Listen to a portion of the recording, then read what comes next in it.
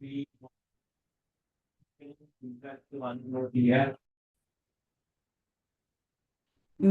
सबको सलाम वालेकुम। Welcome to the last most likely last revision class of autumn 2026 session. आज हमारा टारगेट क्या है? हमने पिछले दो अटेम्प्ट्स के सारे एमसीक्यूज करने हैं और जो एक वर्किंग कैपिटल का सवाल जो कि बहुत सारे लोगों के मुताबिक अनएक्सपेक्टेडली आ गया था। खैर मैं तो हमेशा से कहता आया हूँ कि किसी भी अटेम्प्ट में सवाल आ सकता था और जो है मेरी बात एट द एंड सच्ची निकली। सो हमने वो एक लेंथी सा सवाल करने और हमने कोई 15-20 एमसीक्यूज करने हैं, बल्कि 15-20 नहीं तकरीबन 30 के करीब एमसीक्यूज करने हैं। अब आप लोगों को मैं चॉइस देता हूँ, बताएं पहले क्या काम करना है, आसान वाला एमसीक्यूज या लेंथी वाला क्वेश्चन। नहीं जी, कमेंट में पहला कमेंट आया पहले सवाल जैसे आपका है। सवाल पहले देख लेते हैं जी। क्वेश्चन नंबर 1 ऑफ स्प्रिंग 26, ये तो एमसीक्यूज हैं ये। Question number 9 of spring 26। बहुत सारे लोगों ने मुझे कहा कि भाई ये बड़ा अजीबो गरीब सा सवाल पिछले पेपर में आ गया था जिसने सारे के सारे जो है वो काम ही खराब कर दिया था। क्या चाहता है ये सवाल? 15 नंबर के लिए सवाल ने कहा compute the revised working capital requirement arising from the proposed expansion of production assume a 360 days year. हाँ जी, वर्किंग कैपिटल रिक्वायरमेंट निकालनी है। कोई बंदा मुझे फॉर्मूला याद कराएगा वर्किंग कैपिटल रिक्वायरमेंट का? क्या फॉर्मूला हुआ करता था? वर्किंग कैपिटल रिक्वायरमेंट आपके पास फॉर्मूला हुआ करता था current assets minus current liabilities. हाँ जी। तो सबसे पहले सबसे आसान काम हम क्या कर सकते हैं? हम यहाँ लिखें डिस्क्रिप्शन, वर्किंग रेफरेंस और रुपीज मिलियन। लिख दें पहले करंट एसेट्स। वर्किंग वन में हम करंट एसेट्स कैलकुलेट कर लेंगे, करंट लायबिलिटीज ये किसी वर्किंग में कर लेंगे, और इन दोनों को जो माइनस करेंगे आपके पास आ जाएगी वर्किंग कैपिटल रिक्वायरमेंट। ये तो मैंने सिर्फ सवाल की रिक्वायरमेंट पढ़ के एक फॉर्मेट सा बना लिया। अब सवाल रीड करते हैं, देखते हैं कितने तरह के करंट एसेट्स हैं, कितनी तरह की करंट लायबिलिटीज हैं। Let's continue. जी अब हम सवाल की तरफ आए। Safe footwear limited SFL company का नाम है। मैन्युफैक्चर करती है इंडस्ट्रियल सेफ्टी शूज, पाकिस्तान में काम करती है। Planning to expand its production facilities in order to meet the increasing market demand. Currently आप लोग प्रोड्यूस करते हैं और सेल करते हैं 2,80,000 पेयर्स ऑफ जूते per year. The current cost and selling price वगैरह गिवन है। हाँ जी, इस टेबल में बहुत सारी इंफॉर्मेशन है, चेक कीजिएगा क्या है। Selling price 18% inclusive of 18% sales tax. ले जी, वर्किंग वन यहाँ से स्टार्ट करते हैं। ये जो छोटी मोटी कैलकुलेशन है इन्हें करके साइड पे रखते हैं। Working one sales price. हाँ जी, क्या चल रहा है सेल्स प्राइस में? कोई एक अमाउंट है, उसी अमाउंट में 18% ऑफ दैट अमाउंट ऐड किया जाए तो आंसर आता है 13,920। यानी कि एक्स प्लस 1.18x, या sorry 0.18x is equal to 13,920। तो क्या आप लोग मुझे एक्स निकाल देंगे? यहाँ मेरी एक्स से मुराद है without impact of sales tax वाली प्राइस।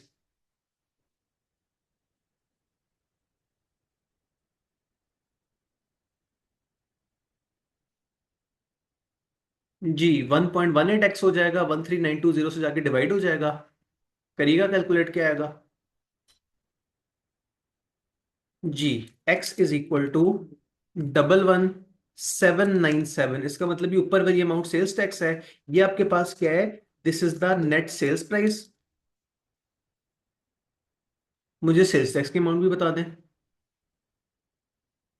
कैसे आएगी? 13,920 माइनस 11,797।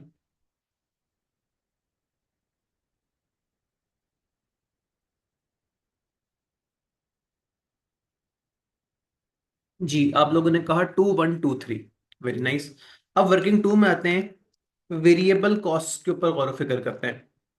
रॉ मटेरियल है इंक्लूसिव ऑफ इंपोर्ट ड्यूटी। अब इसमें इंपोर्ट ड्यूटी कितनी है फिलहाल मुझे नहीं पता, फिलहाल लिख लेते हैं डिस्क्रिप्शन रुपीस। हाँ जी, सबसे पहले रॉ मटेरियल 3,750। ये मैं वर्किंग क्यों कर रहा हूं? ताकि हमारे पास वेरिएबल कॉस्ट पर यूनिट निकल आए। अच्छा जी, पैकिंग मटेरियल 420। शायद ये दोबारा सारा एज इट इज लिखने का फायदा नहीं है, हम जाए थोड़ा सा आगे चलते हैं। रॉ मटेरियल हमारे पास वेरिएबल होगा, पैकिंग मटेरियल हमारे पास वेरिएबल होगा, डायरेक्ट लेबर कॉस्ट हमारे पास वेरिएबल होगी, वेरिएबल मैन्युफैक्चरिंग ओवरहेड्स भी वेरिएबल होंगे। फिक्स मैन्युफैक्चरिंग ओवरहेड्स के ऊपर थोड़ी सी गौर फिक्र की जा सकती है। Working three fixed overheads. आपके पास फिक्स ओवरहेड्स गिवन है पर यूनिट 2050। तो अगर पर यूनिट 2050 है और आपकी पिछले साल आपने कितने यूनिट्स बना के बेचे, 2,80,000, तो आप मुझे पूरे साल का फिक्स्ड खर्चा निकाल देंगे। नहीं जी, एक भाई ने वीसी टोटल कैलकुलेट करके भी रख लिया 6570, ये मैं आपके कहने पे लिख देता हूं। Total VC is equal to 6,750। जी, अगली कैलकुलेशन पे आ जाएं। फिक्स्ड ओवरहेड्स मैं कैलकुलेट करना चाह रहा हूँ पिछले साल के टोटल। 2050 पर यूनिट थे और पिछले साल हमने कितने यूनिट्स बना के बेचे, 2,80,000। तो इन दोनों भाइयों को आपस में मल्टीप्लाई कर लें।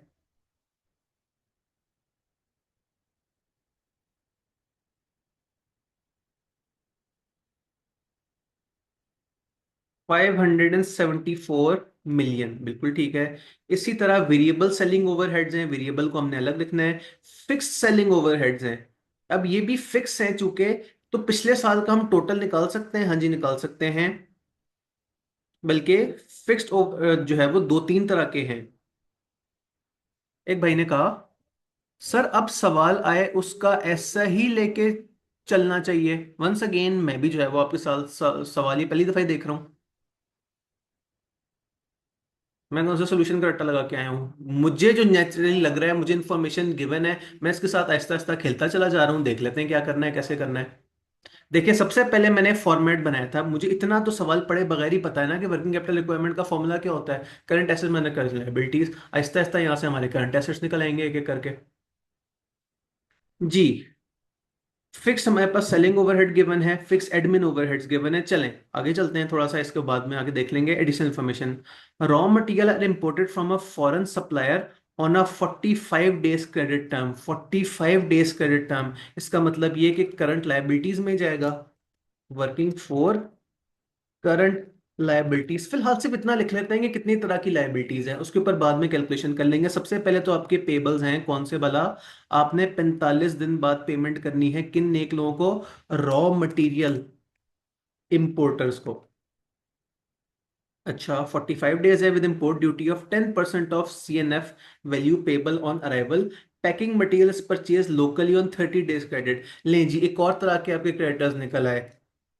पैकेजिंग मटेरियल रिटेलर्स को अपने पैसे देने होते हैं। अच्छा, आगे चलें। Direct labours are paid in the month they are incurred. अच्छा, हर वो चीज जो कि आपने फॉरन पे कर देनी है उसके आपके पेबल्स नहीं बनेंगे। लाइक फॉर एग्जांपल ऊपर लिखा था value payable on arrival, import duty जो आपकी 10% है वो अपनी सारी की सारी पे कर देनी है ऑन अराइवल, इसका मतलब ही यहाँ पेबल का एलिमेंट नहीं है। आगे चले, direct labours are paid in the month they they are incurred while manufacturing, selling and admin are paid in 30 days after incurrence. इसका मतलब है डायरेक्ट लेबर्स की भी ऐसी कोई जो है वो आपका पेबल नहीं है। हाँ जी, manufacture selling and admin overheads का आपका है। ओवरहेड्स आपने 30 दिन तक पे करने होते हैं। तीसरे तरह के जो है वो क्रेडिटर्स निकला है। आगे चलें। The production process takes 20 days. Raw materials issued at the start of the process. Packing materials are added at the end. Conversion cost होती है evenly. On average WIP 50% complete होता है। ठीक है, आगे चलें। अब ये हमारे करंट एसेट्स बन रहे हैं। वर्किंग फाइव, हमारे पास किस किस तरह की इन्वेंट्री हो सकती है? हमारे पास रॉ मटेरियल की इन्वेंट्री होगी, हमारे पास WIP की इन्वेंट्री होगी, हमारे पास फिनिश गुड्स की इन्वेंट्री होगी। तीन तरह के हमें करंट एसेट्स मिल गए। आगे चलें। Approximately 60% of the sales are made of cash. Very nice, एक और तरह का आपको करंट एसेट मिल गया, रिसीवेबल्स। आगे चलें। While the remaining 30% are credit to corporate customers, तकरीबन 90 डेज में सेटल होते हैं। Sales taxes payable 30 days after the sales, बड़ी काम की बात। इसका मतलब ये कि आपका एक और पेबल निकल आया। कौन भला? Sales tax payable. ये आपका रिसीवेबल नहीं है, आपने सेल्स टैक्स कस्टमर से लेके आगे गवर्नमेंट को जमा कराना है। मैंने अब तक कोई बहुत ही अजीबो गरीब बात तो नहीं की ना? Raw material, working process, inventory, ये तीनों तरह की इन्वेंट्रीज आपके करंट एसेट्स में आ गए। रिसीवेबल्स आपके करंट एसेट्स में आ गया। मुख्तलिफ तरह के खर्चों के जो आपने पे करनी है वो करंट लाइबिलिटीज में चला गया। सेल्स टैक्स आपने गवर्नमेंट को पे करना है, वो भी पेबल में चला गया। खैर कैफ टू में आपने ये चीज इंतहाई डिटेल से पढ़ी होगी, सेल्स टैक्स के साथ क्या करते हैं, कैसे करते हैं। To to ensure the interrupted production, company maintains inventories equal to 75 days of raw material। लो जी, अगर हम पहले भूल भी गए थे तो हमें अच्छा, एक और एसेट मिल गया, 15 डेज ऑफ पैकिंग मटेरियल। एक और इन्वेंट्री ऐड करें, पैकिंग मटेरियल इन्वेंट्री। सही। आगे चलें। अब minimum cash balance of 3.2 million is maintain at all time. Very nice, एक और करंट एसेट मिल गया, कैश एंड बैंक। आगे चलें। Total fix manufacturing overheads include depreciation of 80 million. ठीक है, इसका हम हिसाब लगा लेते हैं। Current working capital estimated at 512.4 million. अब आगे जो इन्फॉर्मेशन गिवन है, expected changes due to expansion, क्या क्या चीज चेंज होगी एक दफा ये भी रीड कर लेते हैं। Annual production and sales increase हो जाएगी 3,90,000 के हिसाब से। Credit sales are expected to reduce to 25% of the sales. ठीक है, रिसीवेबल्स हम पहले ही हिसाब लगा चुके हैं उनका। Total fixed and manufacturing overheads will increase by 85 million per annum inclusive of depreciation of 20 million. अच्छा, additional sales promotion expense of 21.6 million will be incurred. कोई जीनियस मुझे सोच के बताएगा ये वाले खर्चे किधर जाएंगे। 21.6 मिलियन है और प्रमोशन का खर्चा है और पूरे साल का है। फिक्स्ड सेलिंग ओवरहेड्स में कि वेरिएबल सेलिंग ओवरहेड्स में।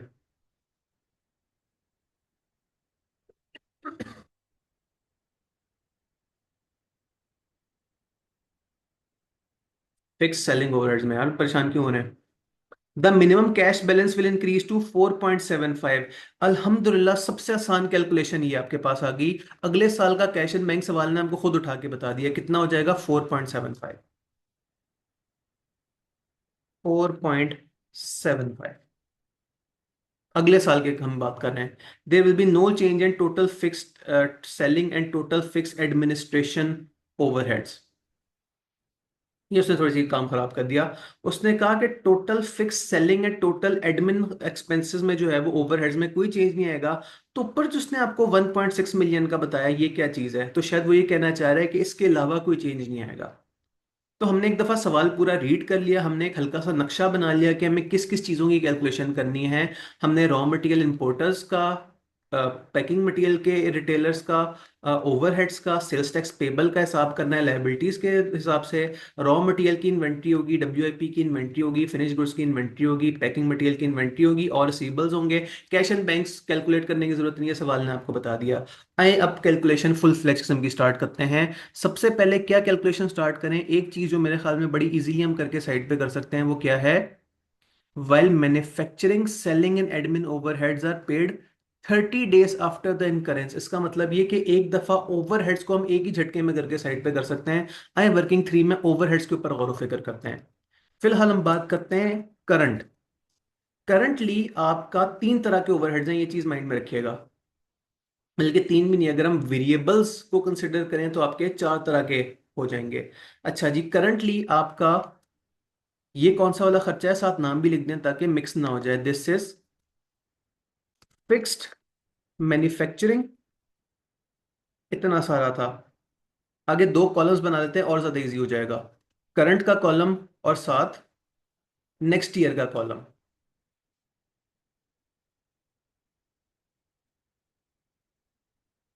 करंटली है 574,000। ये किसकी बात हो रही है, फिक्स्ड मैन्युफैक्चरर्स की। ठीक है।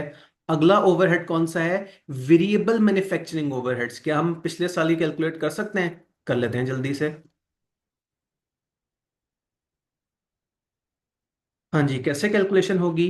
पिछले साल आपने बनाए थे 2,80,000 यूनिट्स, मल्टीप्लाई बाय कितना था पर यूनिट, 720। मल्टीप्लाई कीजिएगा, मिलियंस कॉमन ले लेते हैं।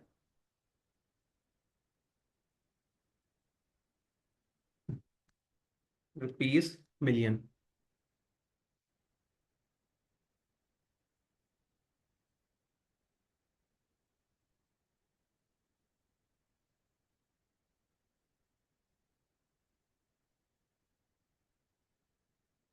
280 मल्टीप्लाई बाय 720, बल्कि 280 भी नहीं, 0.28 मल्टीप्लाई बाय 720।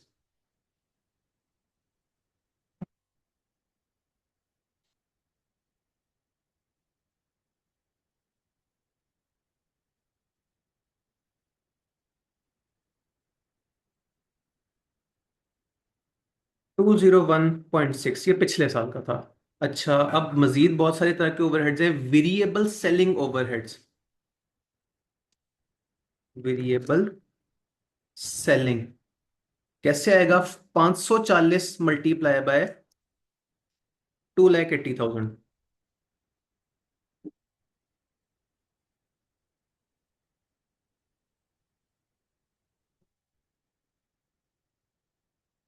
151.2। ठीक है, चौथा क्या है? Fixed selling.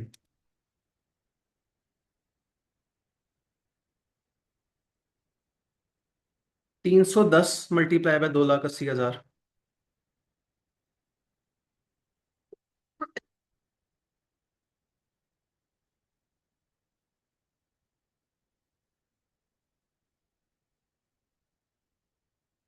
86.8। अच्छा, बस एक रह गया, फिक्स्ड एडमिन।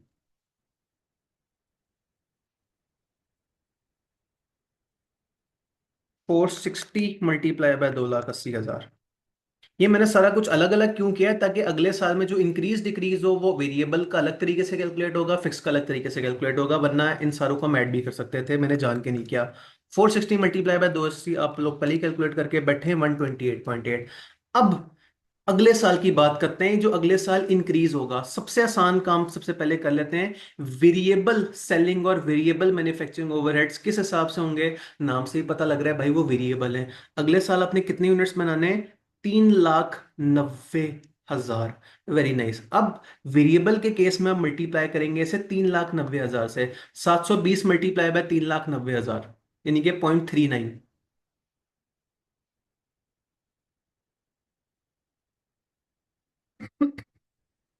यहाँ रेफरेंस में लिख दें ब्रैकेट में कि आपने 3,90,000 को मल्टीप्लाई किया है 720 से।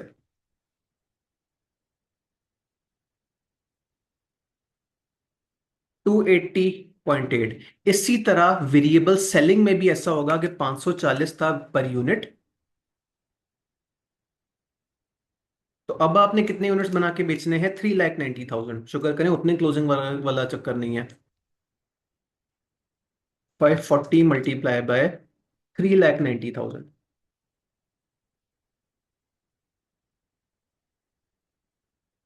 210.6। हाँ जी, अब आते हैं फिक्स्ड वाले खर्चों की तरफ। उसके लिए हमें ये वाला सेकंड वाला पैराग्राफ दोबारा रीड करना पड़ेगा। एनुअल प्रोडक्शन इंक्रीज हो जाएगी, बहुत अच्छी बात है। क्रेडिट सेल्स इंक्रीज हो जाएंगे, ठीक है। Total manufacturing overheads will increase by 85 million per annum, inclusive of depreciation of 20 million. तो भाई हम इस टाइम क्या कैलकुलेट कर रहे हैं? हम इस टाइम करंट एसेट्स और करंट लायबिलिटीज कैलकुलेट कर रहे हैं। डेप्रिसिएशन की कोई करंट लायबिलिटी थोड़ी होती है। आपने डेप्रिसिएशन का खर्चा उठा के किसी को पे थोड़ी करना होता है। तो इसका मतलब ये 20 मिलियन फिलहाल हमारे किसी काम का नहीं है। तो 85 मिलियन माइनस 20 मिलियन, ये हो जाएगा 60 मिलियन का इंक्रीज। तो 574 प्लस 60। सेकंड कॉलम में पता नहीं क्यों एंट्री करते हुए मसला आ रहा है। 574 प्लस 65 मिलियन। सवाल है एक बहुत बड़ा आसान, ये भी किया है कि तीनों ओवरहेड्स के पेबल टाइम सेम रखा है, वरना ये सारी कैलकुलेशन हमें अलग अलग करनी पड़ती। जी, आप लोगों ने कहा 639।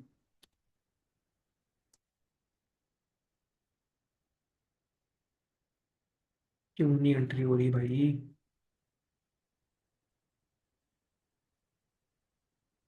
नहीं जी, 639 आ गया। हाँ जी, और रीड करें, और कुछ इंक्रीज डिक्रीज है?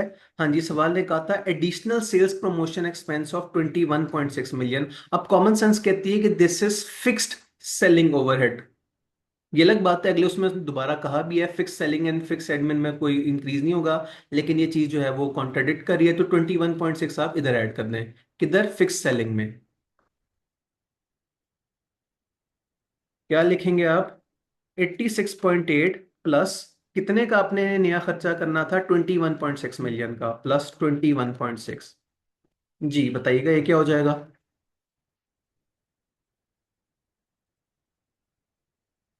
108.4।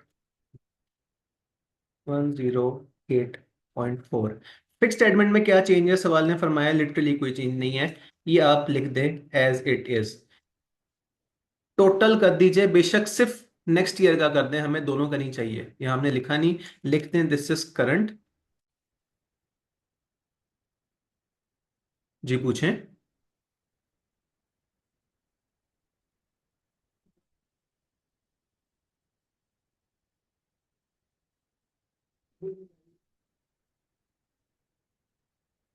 अगर 21.6 वेरिएबल में डाल देते तो इशू होता, डेफिनेटली इशू होता। वेरिएबल तो नाम से पता लग रहा है कि आप 1 यूनिट बनाएंगे उसका खर्चा ज्यादा हो जाएगा। अब यहाँ सवाल ने कहा है पूरे साल का खर्चा 21.6 मिलियन, आप 1 यूनिट बनाए, 200 यूनिट्स बनाए, 3,000 यूनिट्स बनाए, तो कॉमन सेंस कहती है कि इसे फिक्स में होना चाहिए।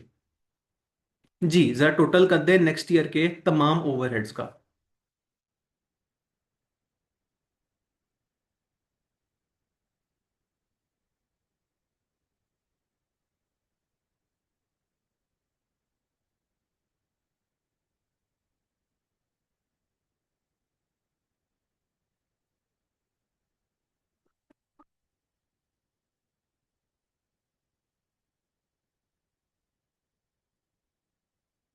1367.6। अब मैं अगर आपको जरा डेज वाला फॉर्मूला याद कराऊं तो मेरे पास डेज कैसे निकलते होते थे? Payable days, payable days is equal to जो भी आपकी पेबल अमाउंट है, सॉरी आपका closing payables divided by cost of goods sold. इस केस में हमारे पास ये कॉस्ट ऑफ गुड्स सोल्ड क्या होगी, सिर्फ हम वेरिएबल्स की बात करेंगे, मल्टीप्लाई बाय 365। मैं ख्याल से सवाल ने फरमाया था 365 नहीं 360 यूज करना। हाँ जी, सवाल ने कहा है 360 यूज करना, तो हम भी 360 ही यूज करेंगे।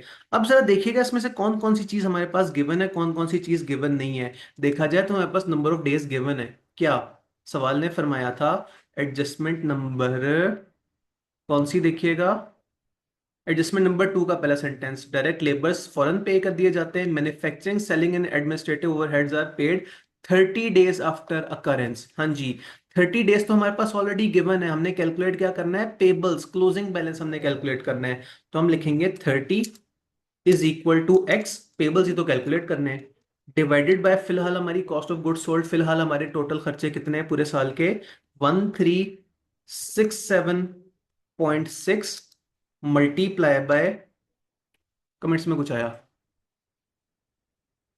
वेरिएबल मैन्युफैक्चरिंग एंड सेलिंग अगर वीसी में डाल देते तो वो कैलकुलेशन सही होती। देख लें शायद वेरिएबल का सेम ही डेज हो। नहीं एक मिनट, सॉरी, सो आप कह रहे हैं वेरिएबल मैन्युफैक्चरिंग सेलिंग अगर वीसी में डाल देते तो कैलकुलेशन में सही होती? नहीं ना, हमने कैलकुलेशन प्रोडक्ट कॉस्ट थोड़ी निकालनी थी, हमने कैलकुलेशन करनी है कि कौन से वाला खर्चा कितने दिन बाद प्रोसेस होता है।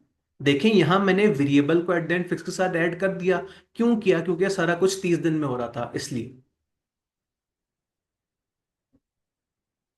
मल्टीप्लाई बाय 360, प्लीज ये इक्वेशन सॉल्व कीजिएगा। 30 is equal to X over 1367.6 multiply by 360।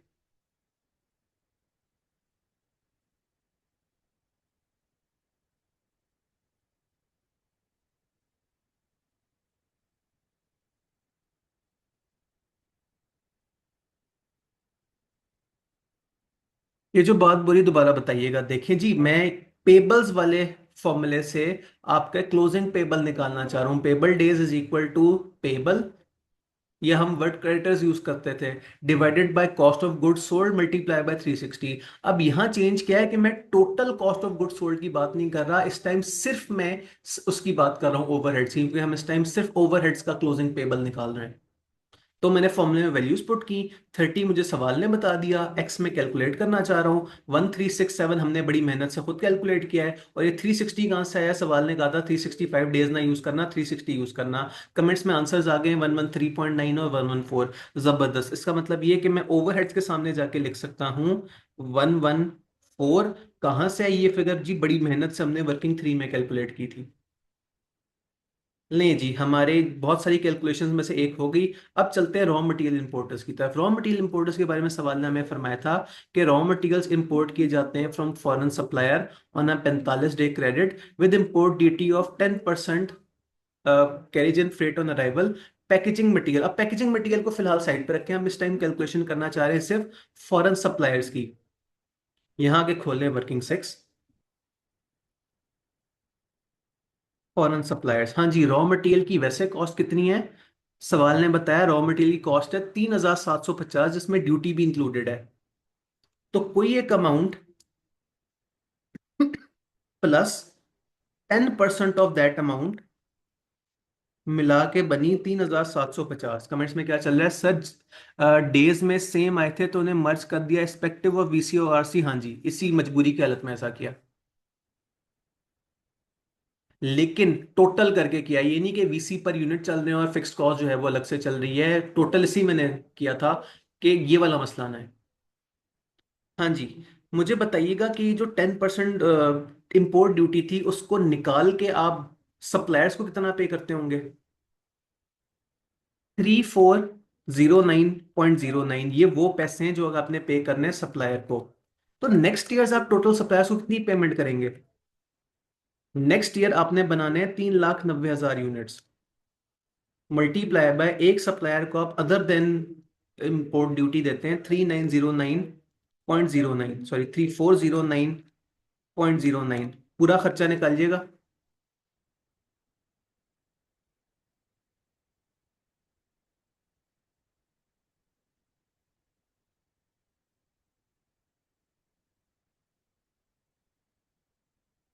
Please millions common लेके बता दें, बड़ी हैवी सी फिगर आ रही है।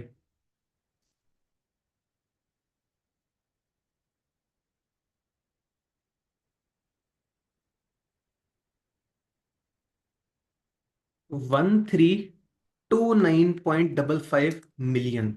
ठीक है, आगे सिस्टम आसान है। कितने दिन में आप इन्हें पेमेंट करते हैं? 45 दिन में।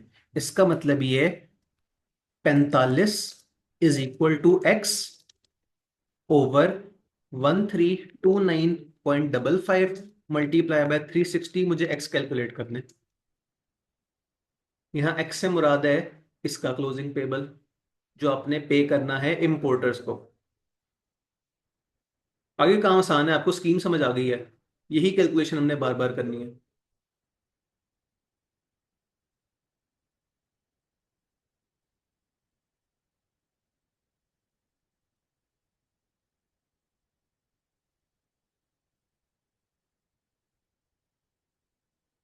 166 मिलियन। मेन पे जाएं, रॉ मटेरियल वर्किंग्स पे लिखें 116। कहाँ से आई ये फिगर? वर्किंग सिक्स से आई ये फिगर। एक महीने का रिपीट कर देते हैं। हाँ जी, कौन सी फिगर किधर से आई? सबसे पहले तो मुझे गिवन था कि 3,750 है मेरी रॉ मटेरियल की कॉस्ट। साथ ही सवाल ने फरमाया कि इसमें इंपोर्ट ड्यूटी भी शामिल है, वो इंपोर्ट ड्यूटी जो आप देते हैं गवर्नमेंट को है, लेकिन फॉरेन नहीं दे देते हैं। फॉरेन देने से मतलब का मतलब ये है कि इसका पेबल क्रिएट नहीं होगा, तो हमने पेबल वाला इम्पैक्ट इसमें से माइनस कर दिया। 3,750 की इक्वेशन बना के हमने निकाल ली वो अमाउंट जो कि हमने इंपोर्टर्स को पे करनी थी। सॉरी, इंपोर्टर्स तो हमने अपने सप्लायर्स को पे करनी थी।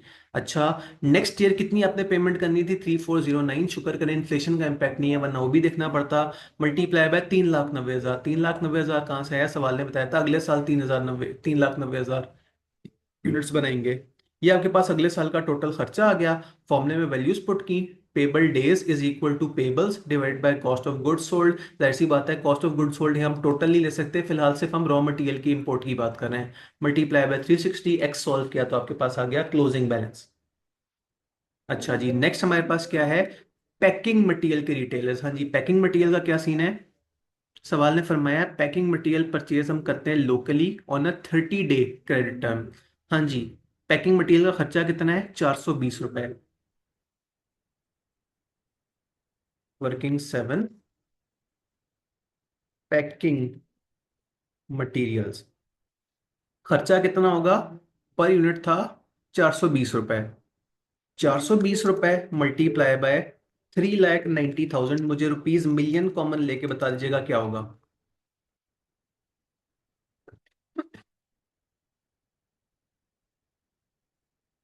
163.8 मिलियन है पैकेजिंग का अगले साल का आपका पूरा cost of cell.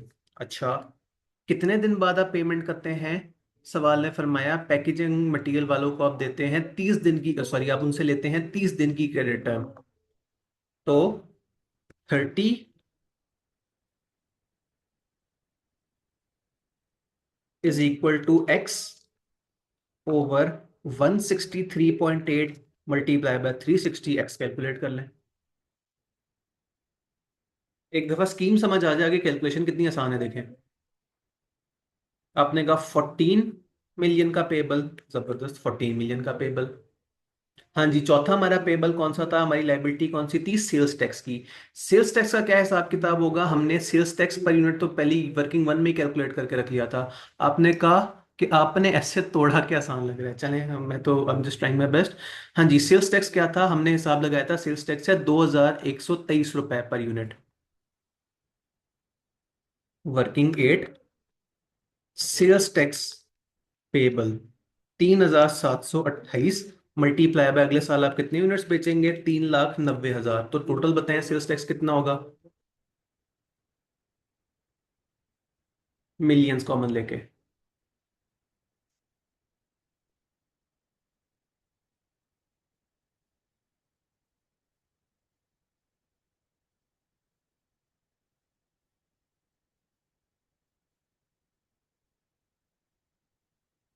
1492.9।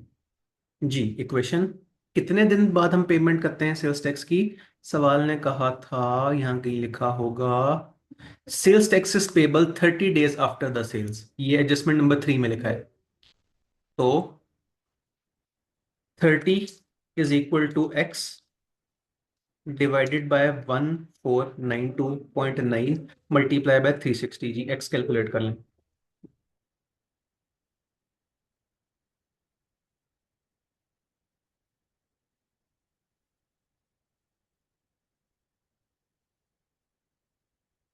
124, very nice. इस वाली वर्किंग पे वापस आए, सेल्स टैक्स पेबल आपके पास आ गया 124 का। पेबल्स पूरे हो गए, इन चारों का टोटल कर लें, 166 प्लस 14 प्लस 114 प्लस 124।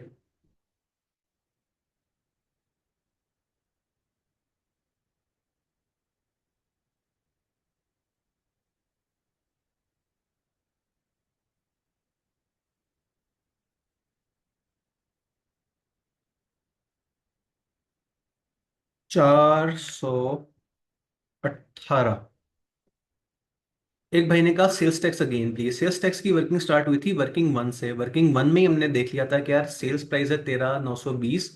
13,920 में से 11,797 हमारे पैसे हैं, जो कि हमारा रेवेन्यू है, तो हम अपने पास रखेंगे। और ये 2123 गवर्नमेंट की अमानत है, हम अपने पास नहीं रख सकते, हमने जमा करानी है एफबीआर को। तो जाहिर सी बात है, लाइबिलिटी आपके ऊपर क्रिएट हो गई।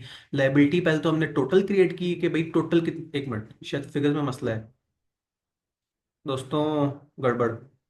सेल्स टैक्स 2123 था, ये मैंने पता नहीं कौन सी फिगर लिख दी। 2123 है, जल्दी से रिवाइज कर लें। 2123 मल्टीप्लाई बाय 3,90,000।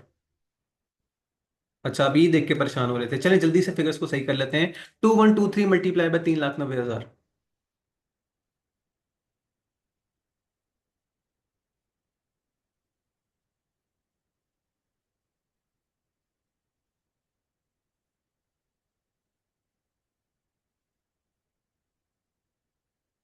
मिलियंस कॉमन लेके 827.9।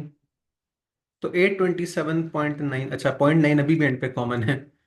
827, जल्दी से अभी ये वाली इक्वेशन सॉल्व कर लें, आंसर 124 से थोड़ा सा कम हो जाएगा।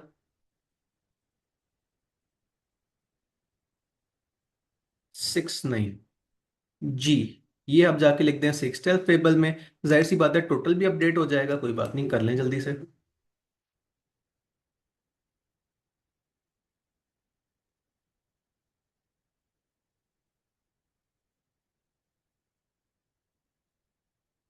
थ्री 363, मुबारक हो, हमारा सवाल आधा हो गया। कहाँ से है 363, वर्किंग में रेफरेंस डाल दीजिएगा कि भाई हमने वर्किंग फोर में बड़ी मेहनत से 363 कैलकुलेट किया है। चेक करें हमारी मेन वर्किंग कितनी साफ सुथरी है, ये सारा गंद हम नेक्स्ट पेज पे जाके कर रहे हैं। जी जरूर पूछें।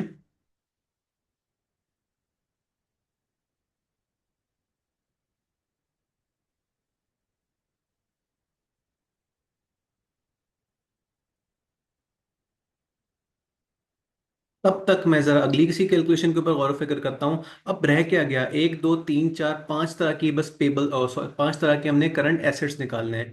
कहाँ से स्टार्ट करें? रॉ मटेरियल इन्वेंट्री से स्टार्ट करते हैं। रॉ मटेरियल इन्वेंट्री के बारे में सवाल ने क्या फरमाया था? सवाल ने फरमाया था हम इन्वेंट्री 75 डेज की रखते हैं रॉ मटेरियल के हिसाब से। जी, कमेंट आया, सर पेपर में इतना टाइम नहीं होगा कि एक तरीका ऐसा भी बताएं हम एक फिगर एक पेज पे लिखते जाएं ताकि उनके तो नंबर्स मिलें। या लिटरली मैं वही नहीं कर रहा।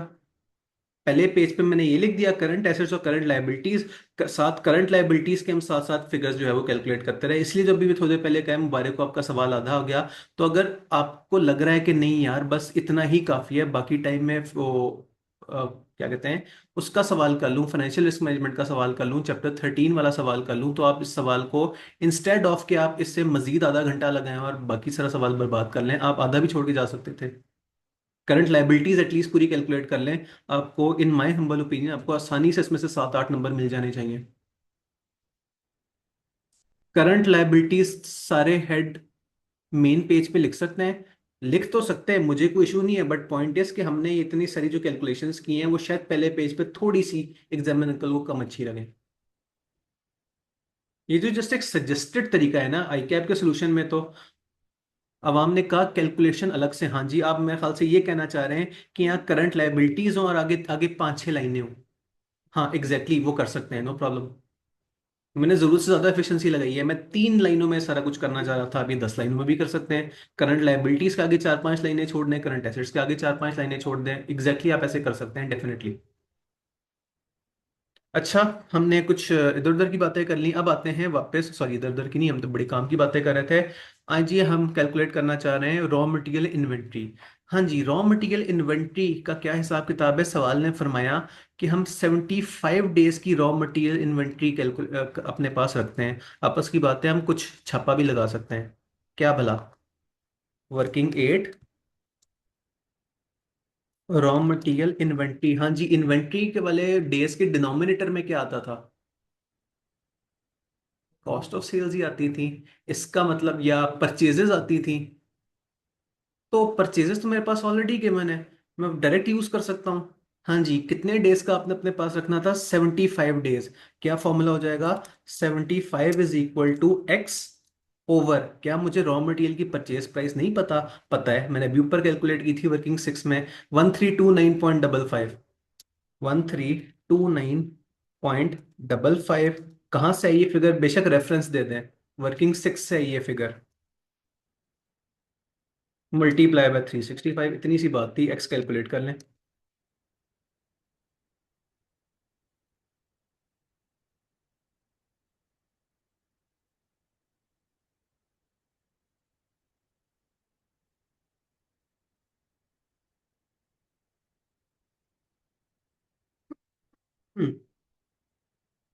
277। जी, रॉ मटेरियल इन्वेंट्री 277 आपके पास आ गई फ्रॉम वर्किंग 8। डब्ल्यूआईपी में थोड़ी सी कैलकुलेशन करनी पड़ेगी और थोड़ा सा आपको कैफ 5 का यानी कि प्रोसेस कॉस्टिंग की इंफॉर्मेशन माइंड में लानी पड़ेगी। सवाल ने ऐसे मौके पे बताया क्या था? सवाल ने बताया था यहाँ कहीं कन्वर्जन के हवाले से कुछ। एडजस्टमेंट 2 देखिएगा। डायरेक्ट मटेरियल साथ ही पे कर देते हैं, 30 डेज में पे करते हैं, प्रोडक्शन प्रोसेस में 20 दिन लगते हैं, रॉ मटेरियल इशू होता है at the start of the process, packing materials are added at the end, and conversion cost are occurred evenly throughout the process. On average work in process is 50% complete. इसका मतलब ये finish goods बनाने में जितना खर्चा लगेगा उसका 50% आपका वर्क इन प्रोसेस का टोटल खर्चा होगा। इसका मतलब ये खर्चा कैलकुलेट आपको करना पड़ेगा। कोई बात नहीं, कर लेते हैं। वर्किंग 9, हम डब्ल्यू आई पी और फिनिश गुड्स की कॉस्ट निकालना चाह रहे हैं। हाँ जी, उसमें क्या क्या आएगा? रॉ मटेरियल की कॉस्ट प्लस लेबर की कॉस्ट प्लस वेरिएबल ओवरहेड्स की कॉस्ट प्लस, देखें कुछ रह तो नहीं गया, packing material at the and लगना था, उसे ना ऐड कर दीजिएगा। अगर कुछ भूल रहा है तो एक दफा सवाल भी देख लेते हैं, लॉजिकली देख लें क्या क्या चीज इसमें आनी चाहिए। रॉ मटेरियल आनी चाहिए, पैकिंग मटेरियल नहीं आना चाहिए। दोबारा कह रहा हूँ, सवाल ने कहा था पैकिंग मटेरियल एंड पे ऐड किया जाता है। हाँ जी, डायरेक्ट लेबर, अच्छा एक और चीज, रॉ मटेरियल शुरू में डल जाता है, इसका मतलब ये रॉ मटेरियल की कॉस्ट 100% होगी। पैकिंग मटेरियल एंड पे लगता है, डायरेक्ट मटेरियल आधा लग जाएगा, वेरिएबल मैन्युफैक्चरिंग ओवरहेड्स आधे लग जाएंगे, वेरिएबल सेलिंग का तो मैन्युफैक्चर से ताल्लुक ही कोई नहीं, इसे फिलहाल इग्नोर करें। तो अगर हम साइड पे एक छोटी सी कैलकुलेशन करें, 3750 पूरा। लो जी, कभी कभार मसला होता है, स्क्रीन पे लिखने की कोशिश करो तो स्क्रीन हैंग हो जाती है, प्लीज कुछ सेकंड वेट कीजिएगा। चल जाओ भाई, ना शर्मिंदा करवाओ। चले, मैं लिखता नहीं, मैं टाइप ही कर देता हूँ। एक दफा बस स्क्रीन चलनी शुरू हो जाए दोबारा।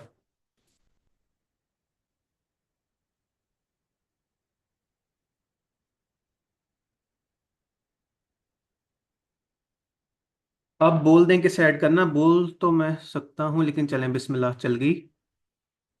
3750 पूरा। पूरा क्यों? क्योंकि ये कैफ 5 का कॉन्सेप्ट है, हमने जो मटेरियल स्टार्ट पे ऐड कर दिया, इसका मतलब ये उसकी कॉस्ट पूरी लग गई होगी, प्लस 1680 और 720 का आधा। तो जरा कैलकुलेट कीजिएगा, WIP की कॉस्ट कितनी होनी चाहिए,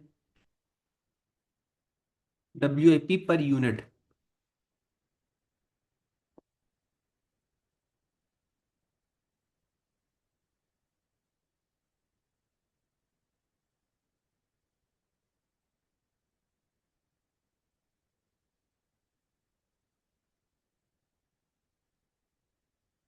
आई रिपीट, 3750 प्लस 1680 प्लस 720 का 50-50%। क्यों 50%? क्योंकि सवाल ने कहा था कि WIP 50% कंप्लीट होता है।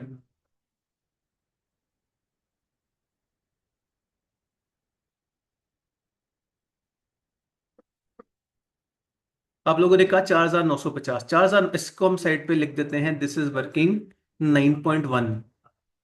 आए अपनी मेन वर्किंग 9 पे चलते हैं। 4950 माइंड में रखिएगा। ये आपके पास आ गई 4950।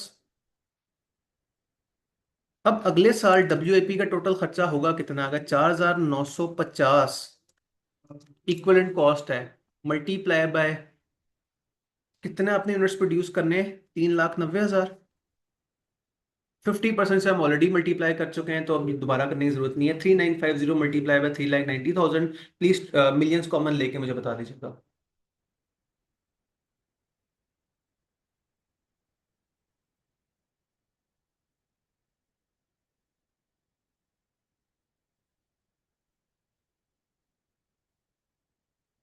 1930.5 million.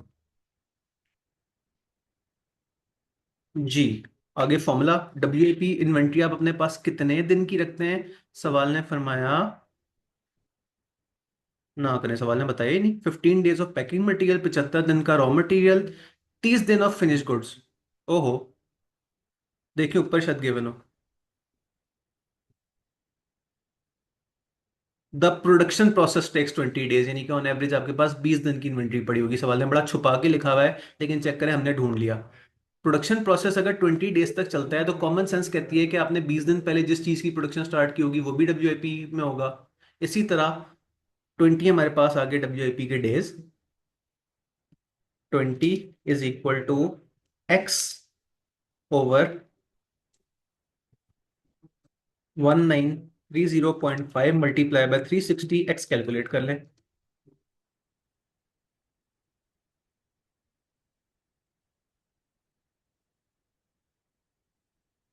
X is equal to 107। मुबारक हो जी, आपके पास आ गई WIP की इन्वेंट्री वर्किंग 9 से।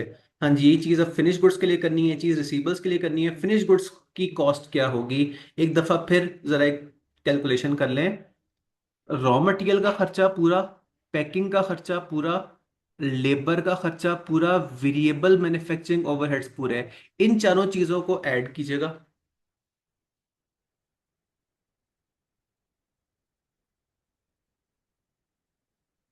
बाकी फिक्स मैन्युफैक्चरिंग ओवरहेड जो सेलिंग एडमिन वगैरह, वो हमारी मैन्युफैक्चरिंग कॉस्ट में नहीं आती।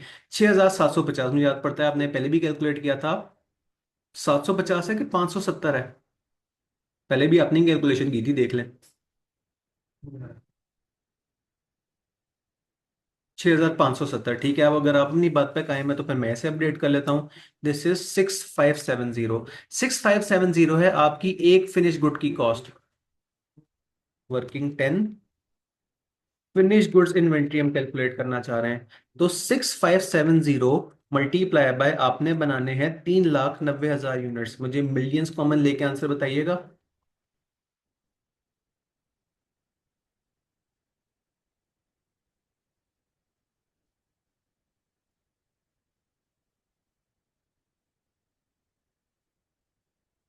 2562.3। हाँ जी, कितने दिन की फिनिश गुड्स इन्वेंट्री अपने पास रखने की कोशिश करते हैं? सवाल ने लिखा है inventory 75 days of raw material, 15 दिन ऑफ पैकिंग, 30 दिन ऑफ फिनिश गुड्स, 30 डेज। हाँ जी, 30 is equal to X over 2562.3 multiply by 360। X is equal to what?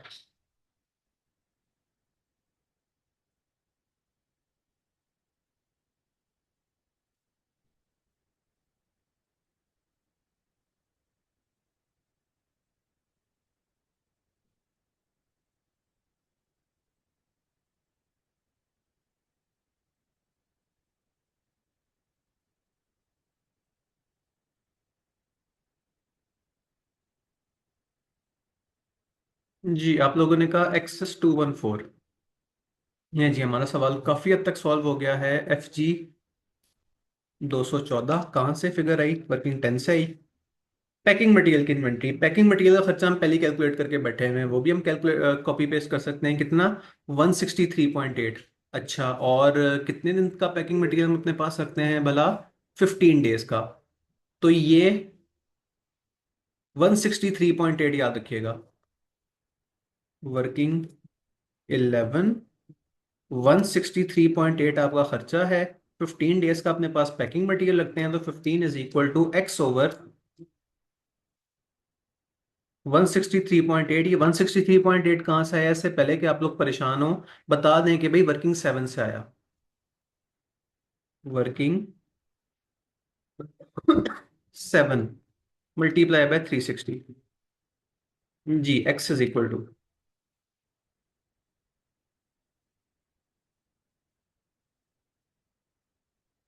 पूरा 7। क्या बात है। ये आपके पास आ गई 7 मिलियन की पैकिंग मटेरियल्स की inventory.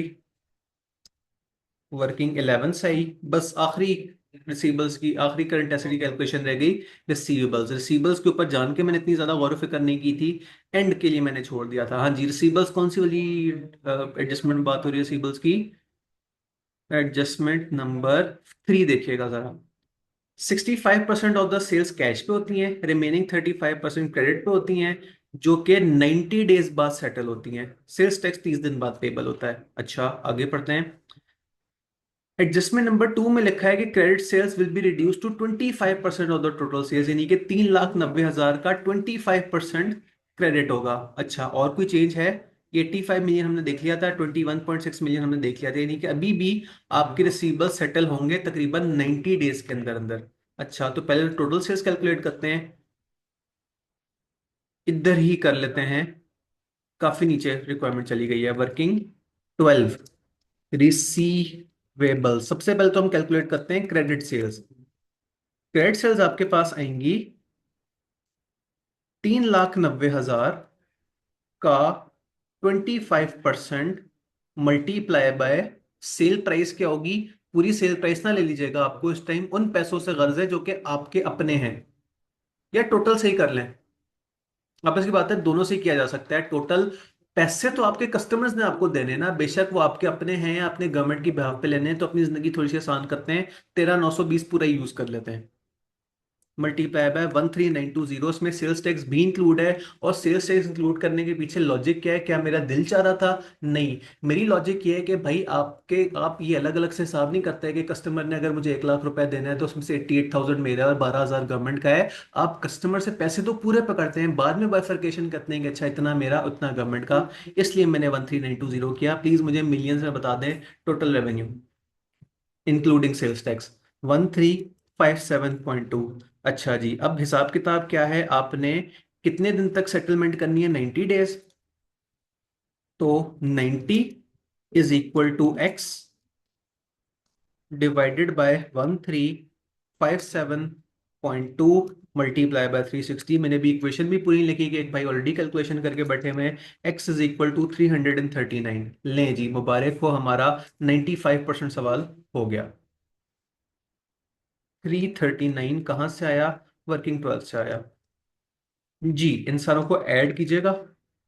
Raw material inventory, WIP inventory, finish goods की इन्वेंट्री, पैकिंग मटेरियल की inventory, receivables, cash and bank. सबसे मजे की कैलकुलेशन कैश एंड बैंक की थी।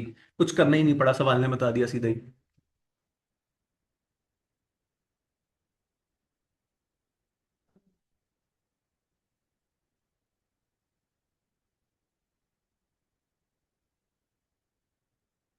जी, आपने कहा 948.75। हाँ जी, करंट एसेट्स हमारे पास आ गए वर्किंग 5 से 948.75। हाँ जी, तो फिर वर्किंग कैपिटल रिक्वायरमेंट एडिशनल कितनी हुई? 948.75 माइनस 363।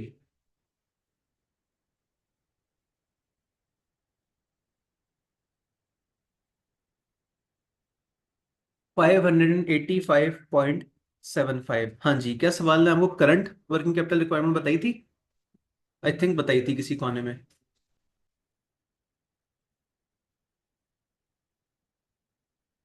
बाय द वे, हमारा सवाल पूरा हो गया। मैं बस एक चीज और देखना चाह रहा हूँ। हाँ, ये एडजस्टमेंट 6 देखिएगा। Companies current working capital requirement is estimated at 512.4। तो अगर सवाल यहाँ कहता कि बताओ चेंज कितना आया है, इंक्रीज, तो 585.75 ही जस्ट हम दिल की तसल्ली के लिए कर रहे हैं। माइनस करंट कितना था? 512.4। 512.4, तो एट द एंड हम कहेंगे कि भाई 73.35 मिलियन का इंक्रीज आया है। तो आई टोटली एडमिट सवाल बहुत लेंथी था, लेकिन डुएबल था। आप कोई 20 एक मिनट में आधा करके एटलीस्ट सारी की सारी रिसीवेबल्स या सारी की सारी पेबल्स कैलकुलेट कर सकते थे। बाकी टाइम मैनेजमेंट का तकाजा ये है कि सवाल पूरा करने नहीं बैठ जाना। 10 15, कितने नंबर का सवाल है? 15 का, तो 15 मल्टीप्लाई बाय 1.8। आपको उसको तकरीबन 27 28 मिनट देने चाहिए थे, उसके बाद कहना चाहिए था बस यार इससे ज्यादा नहीं। 50 नंबर लेने हैं। अच्छा, तकरीबन घंटे से ऊपर हो गया, और बल्कि घंटे से ऊपर नहीं हुआ, क्लास थोड़ी सी लेट स्टार्ट हुई थी। अब हमने कहा सस्ता का कोई और सवाल भेज दीजिएगा, प्रैक्टिस हो जाएगी। सी फैप का हो अगर, that's not a bad idea. मैं इस हवाले से जो है वो देखता हूँ। अच्छा, जस्ट इन केस कल दोपहर 12 बजे तक अगर मैं आप लोगों के ग्रुप में इस तरह का कोई चीज़ शेयर ना करूँ तो मुझे एक रिमाइंडर दे दीजिएगा, शायद मैं आज भूल जाऊँ। अच्छा, फिलहाल हमारा आज का बाकी टारगेट क्या है? हमने ढेर सारे एमसीक्यूज करने हैं। आई एमसीक्यूज करते हैं, मुश्किल काम पहले कर लिया, आसान काम बाद में कर लेते हैं। जी, ऑटम 25 के MCQs. A traditional company loses 35। आवाम ने कहा स्क्रीनशॉट लेने दें, जरूर लें। ज्यादा जूम आउट हो गया, ज्यादा जूम आउट हो गया। जी, पार्ट 1 इधर कर लें।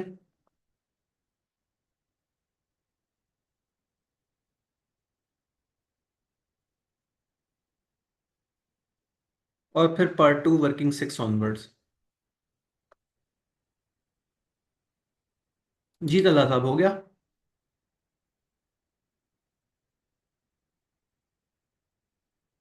डन। लें जी, अब हमने करने हैं आसान आसान से एमसीक्यूज। जी, a traditional taxi service loses 35% of its customer within 18 months of the launch of an app-based ride-hailing competitor। Basically inDrive Yango वगैरह की बात हो रही है। This is example of what. हम ऑप्शंस देखे बगैर ही तक पता लगा सकते हैं कि भाई ऐप बेस्ड काम है, बीच में मोबाइल और इंटरनेट यूज हो रहा है, तो टेक्नोलॉजिकल डिस्रप्शन होनी चाहिए। क्या टेक्नोलॉजिकल डिस्क्रिप्शन को ऑप्शन है?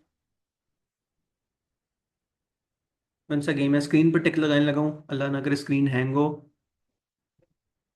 बिल्कुल सही। आगे चले। फूड डिलीवरी प्लेटफॉर्म को मसला आ रहा है of unexpected losses after provincial government ने कुछ मसला कर दिया है, effectively prohibiting freelance delivery work. Pastel के अंदर बताएं क्या चीज़ है? गवर्नमेंट ने कोई मसला क्रिएट किया है, पॉलिटिकल इशू होना चाहिए जी। हाँ जी, पॉलिटिकल ऑप्शन है कोई? पार्ट बी में लिखा है पॉलिटिकल। चेक करें, तैयारी अच्छी हो तो इस तरह से हमसे यूज होते हैं। Which of the following example of a preventive control that reduces the risk of unauthorized access? According to sir Usama Waheed, ये सारी बातें अब डाटा के पेपर में चली गई हैं, फिर भी दिल की तसल्ली के लिए एक दफा देख लेते हैं। प्रिवेंटिव कंट्रोल कौन सा वाला कंट्रोल होता है जो एडवांस में मसला होना से रोके, मसले के बाद उसे रिजॉल्व ना करे? तो ऑप्शन ए डिली रिकंसिलिएशन नहीं, डिली रिकंसिलिएशन से जो एरर हो चुका होगा एट द एंड वो आपको पता लगेगा। पार्ट बी फायरवॉल, हाँ जी, फायरवॉल एक ऐसी रिस्ट्रिक्शन है जो आप एडवांस में ही मसला होने से पहले उसे करेक्ट करने की कोशिश करते हैं, तो ऑप्शन बी सही हो सकता है। सी डी भी देख लेते हैं। सी इज इंट्रूजन लॉग रिपोर्ट, आपको रिपोर्ट बताएगी किस टाइम पे किस हैकर ने एंट्री की थी। ये भी प्रिवेंटिव कंट्रोल थोड़ी है, आपको बाद में पता लग रहा है कि हैकर साहब कितने बजे रात के कितने टाइम पे आए थे, तो doesn't matter. Point D transaction audit trail, फिर वही बात। तो option B is the best answer कि आप मसला होने से पहले रिजॉल्व करती है फायरवॉल। तो लगातार तीन बीज हैं। आगे चलें। Logistics firms deployed a new enterprise information integrating warehouse inventory delivery tracking. However, regional branches continue using legacy spreadsheets for reporting, leading to data discrepancies between operational record and executive dashboards. I know मैं English बोले चले जा रहा हूँ, इसे थोड़ा सा उर्दू तर्जुमा करते हैं। एक कंपनी ने एक बड़ा हैवी किस्म का सॉफ्टवेयर लगाया है, लेकिन जो ब्रांचेज हैं वो सॉफ्टवेयर को फॉलो नहीं करती, वो अभी भी पुराने तरीकेकार पे वो गत्ते का जो रिकॉर्ड होता है उसके ऊपर या सिंपल माइक्रोसॉफ्ट एक्सेल यूज करते हैं। अच्छा, तो मसला क्या है?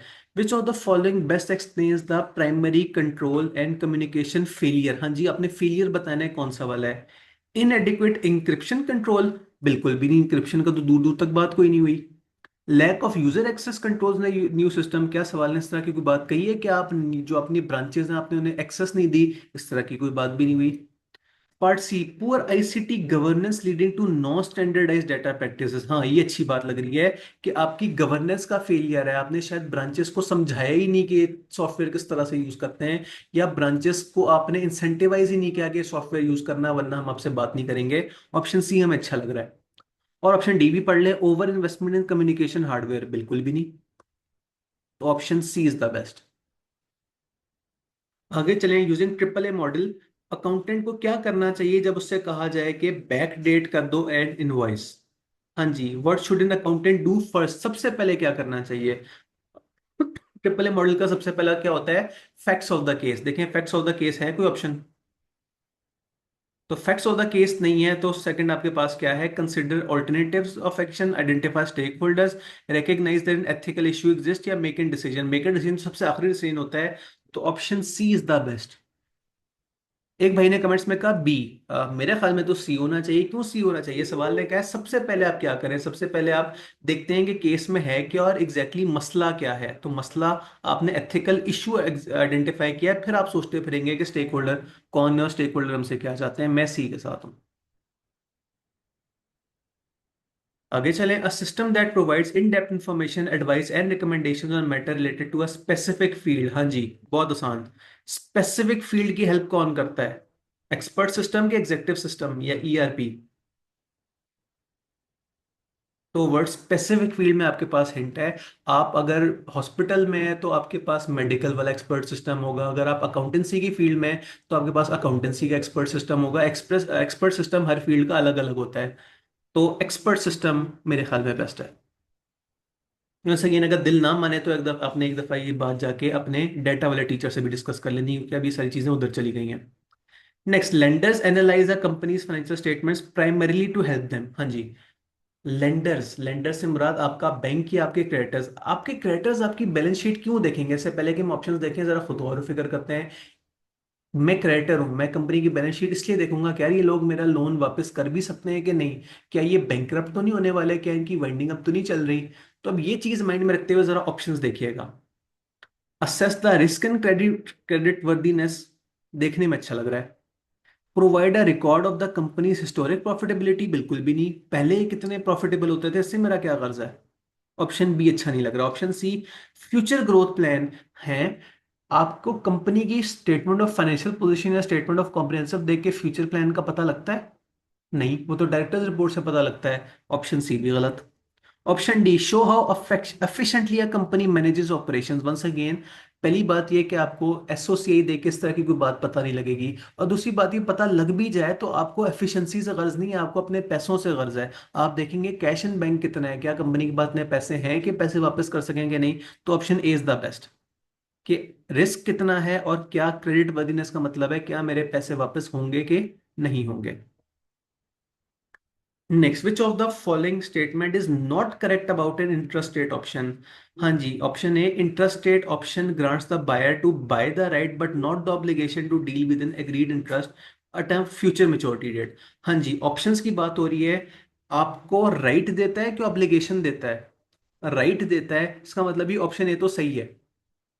हमने गलत वाला सिलेक्ट करना है, तो आगे चलें। तो गलत सही वाले को आप गलत, तो गलत वाले को सही कर दें, मैंने टिक को क्रॉस बना दिया। Option B, call option is the right to receive interest at specified date, full stop. ये कॉल ऑप्शन कौन सा वाला हुआ करता था? इंटरेस्ट रेट के केस पे हम कहते थे कि अगर आपने इन्वेस्टमेंट करनी है तो कॉल ऑप्शन, और अगर आपने लोन लेना है तो पुट ऑप्शन। तो कॉल के केस में, यानी कि इन्वेस्टमेंट के केस में, आपको क्या रिसीव इंटरेस्ट की बात होती है, यहां तक तो बात सही है। Guaranteeing a maximum rate of interest, हाँ जी, ये बात भी, दोनों बातें ठीक हैं। इसका मतलब ये वाला ऑप्शन ठीक है कि आप मैक्सिमम रेट अपना तय करके बैठ जाते हैं कि अगर खुदा ना खास्ता मार्केट में इंटरेस्ट रेट बहुत भी डाउन हो जाए तो आपके पास एक मैक्सिमम रेट मौजूद हो। ऑप्शन सी पढ़िएगा। A right a put option is the right to pay interest, बिल्कुल ठीक है। Guaranteeing a minimum rate of interest, बिल्कुल ठीक है। तो जो ठीक है वो गलत हो गया। Option D, a call option is the right to pay interest है, नहीं।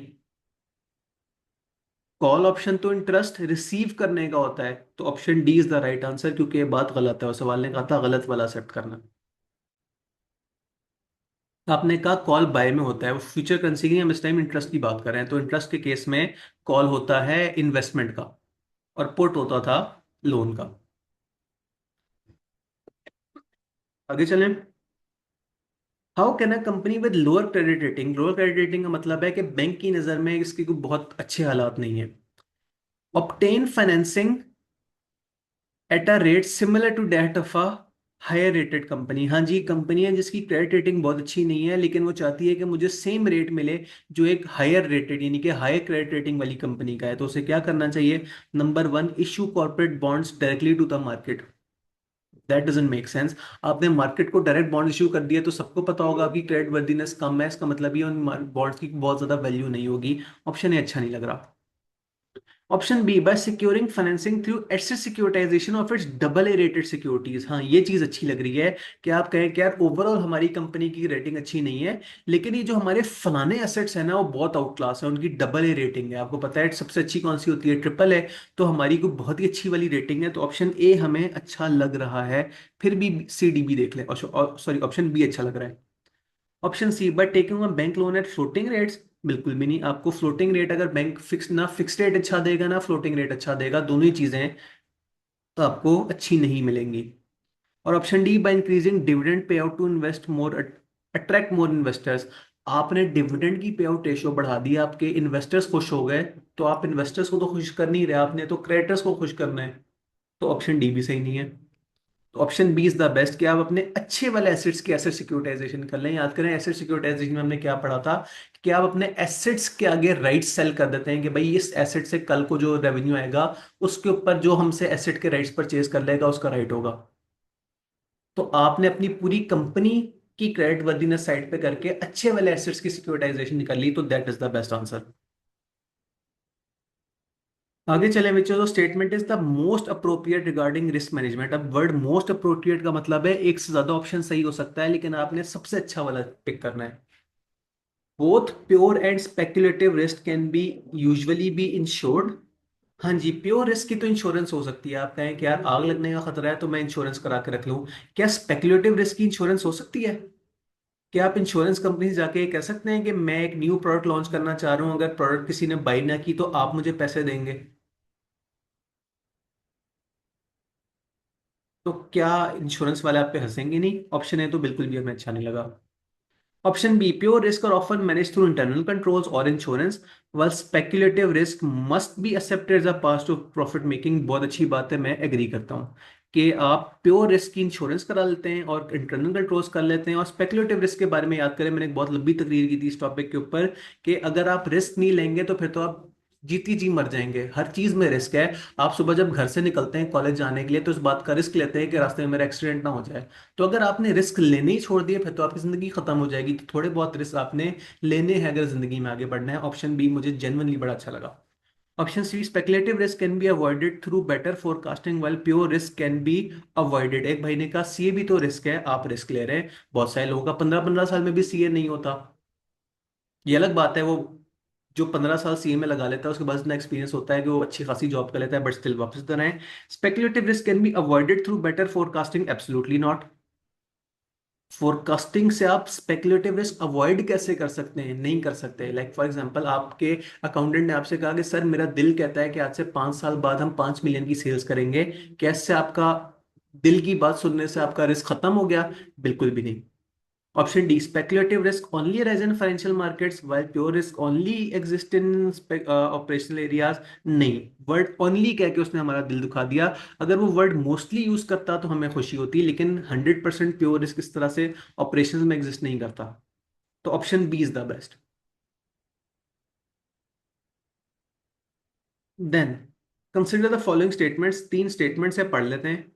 Floating charge prevents the borrowing from selling inventory in the normal course of the business. हाँ जी, फ्लोटिंग चार्ज कौन सा वाला होता है कि इंस्टेड ऑफ कि आप किसी खास एसेट के खास यूनिट के ऊपर अपना चार्ज क्रिएट करेंगे, भाई आपने फलाना एसी या फलाना सोफा नहीं बेचना। आपने कह दिया कि यार ओवरऑल आपकी इन्वेंट्री है, उसमें से 5 मिलियन की इन्वेंट्री जो है वो हमारी है। अब वो फाइफो बेसिस पे एफको बेसिस पे उससे हमारा कर्ज नहीं है। तो क्या फ्लोटिंग चार्ज आपको सेलिंग इन्वेंट्री से मना कर देगा? नहीं तो। ऑप्शन बी पढ़िएगा। अब fix charges typically attached to non current assets. बिल्कुल ऑपोजिट बात की उसने। फिक्स चार्ज तो नॉन करंट एसेट्स के साथ होता है। Like for example fix charge क्या होता है? आपकी बिल्डिंग की आपकी फलानी बिल्डिंग हमारी, या आपकी फलानी गाड़ी हमारी, या आपका फलाना फर्नीचर हमारा। तो फिक्स चार्ज तो आमतौर पे नॉन करंट एसेट्स के साथ ही अप्लाई होता है। ऑप्शन बी भी कैंसिल। और number three, a fix charge provides the lender with the stronger protection than a floating charge. हाँ जी, ये बात तो बहुत अच्छी बात है। फिक्स चार्ज स्ट्रॉन्गर प्रोटेक्शन होती है। फिक्स चार्ज फ्लोटिंग चार्ज में होता है कि आप कहते हैं कि इस इन्वेंट्री में से 5 मिलियन की कोई सी भी हमारी। फिक्स के केस में आप कहते हैं नहीं, कोई सी भी वाला चक्कर नहीं है, फलानी बिल्डिंग मेरी या फलाने एसेट मेरा। तो पार्ट थ्री हमें अच्छा लगा। अब सवाल कह रहा है which of the statements are not correct. हाँ जी, हमने नॉट करेक्ट वाली इंफॉर्मेशन सेलेक्ट करनी है। तो नॉट करेक्ट कौन सी वाली है? पार्ट वन और टू दोनों नॉट करेक्ट हैं। वन और टू वाला कोई ऑप्शन है? ओहो, गड़बड़ होगी। वन और टू वाला कोई ऑप्शन नहीं है। इसका मतलब ही या तो वन ज्यादा गलत है या तो टू ज्यादा गलत है। देखिए कौन सा वाला ज्यादा गलत है। अ floating charge prevents the borrower from selling inventory in the normal course of the business, या फिक्स चार्ज आम तौर पे करंट एसेट्स के साथ अटैच होता है। तो इसमें ज्यादा हमें चीज क्या गलत लग रही है? Option one. क्यों? शायद सवाल ये अज्यूम कर रहा है कि आप बिल्कुल ही रोक देंगे अपने बोरोअर से इन्वेंट्री सेल करने के केस में, जो कि पॉसिबल नहीं है। अगर वो इन्वेंट्री नहीं सेल करेगा तो पैसे कहां से कमाएगा? पैसे नहीं कमाएगा तो आपका लोन कहां से वापस करेगा? तो ऑप्शन हमें ए अच्छा लग रहा है कि भाई ए सबसे ज्यादा गलत है। वरना अगर वन और टू वाला कोई ऑप्शन होता तो हम वो चूज कर लेते।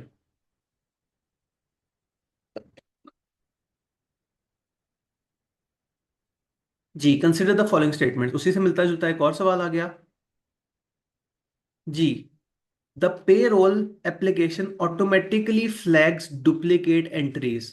हाँ जी, ऐसा होना तो चाहिए उसूलन पेरोल सिस्टम में कि अगर आप एक ही इंप्लॉय को 2 दफा सैलरी सेंड करना चाह रहे हैं तो एक एरर जनरेट उसूलन होना चाहिए। मैं वर्ड उसूलन बार बार यूज कर रहा हूँ कि आइडियल सिचुएशन में होना चाहिए। क्या पता सॉफ्टवेयर खराब हो। आगे पढ़ें। Employees retains system access for 6 months after leaving the entity because user IDs are not deactivated। इंतहाई खतरनाक बात। सोचे आपका कोई एक एम्प्लॉय आपसे नाराज होकर चला जाए और दूसरे किसी दुश्मन के पास चला जाए, तो दुश्मनों के पास आपका सारा डेटाबेस चला जाएगा। हम कहेंगे very dangerous. Number three, access to the financial reporting system requires both a password and a second factor token. बहुत अच्छी बात है कि पासवर्ड भी होना चाहिए और और जो टू फैक्टर ऑथेंटिकेशन है वो भी होनी चाहिए। क्यों होनी चाहिए? कि अगर किसी के पास गलती से आपका पासवर्ड चला भी गया तो उसके पास जो ओटीपी वगैरह आएगा उससे पता लग जाएगा कि कौन फ्रॉड कर रहा है। अब ऑप्शन सवाल आपसे चाहता क्या है? Which of the above statement most clearly illustrates a weakness? हाँ जी, ऑप्शन वन वीकनेस नहीं थी, ऑप्शन वन कंट्रोल था, बड़ा अच्छा वाला कंट्रोल था। ऑप्शन थ्री बड़ा अच्छा वाला कंट्रोल था, तो option two is the weakness. Two only is the right answer.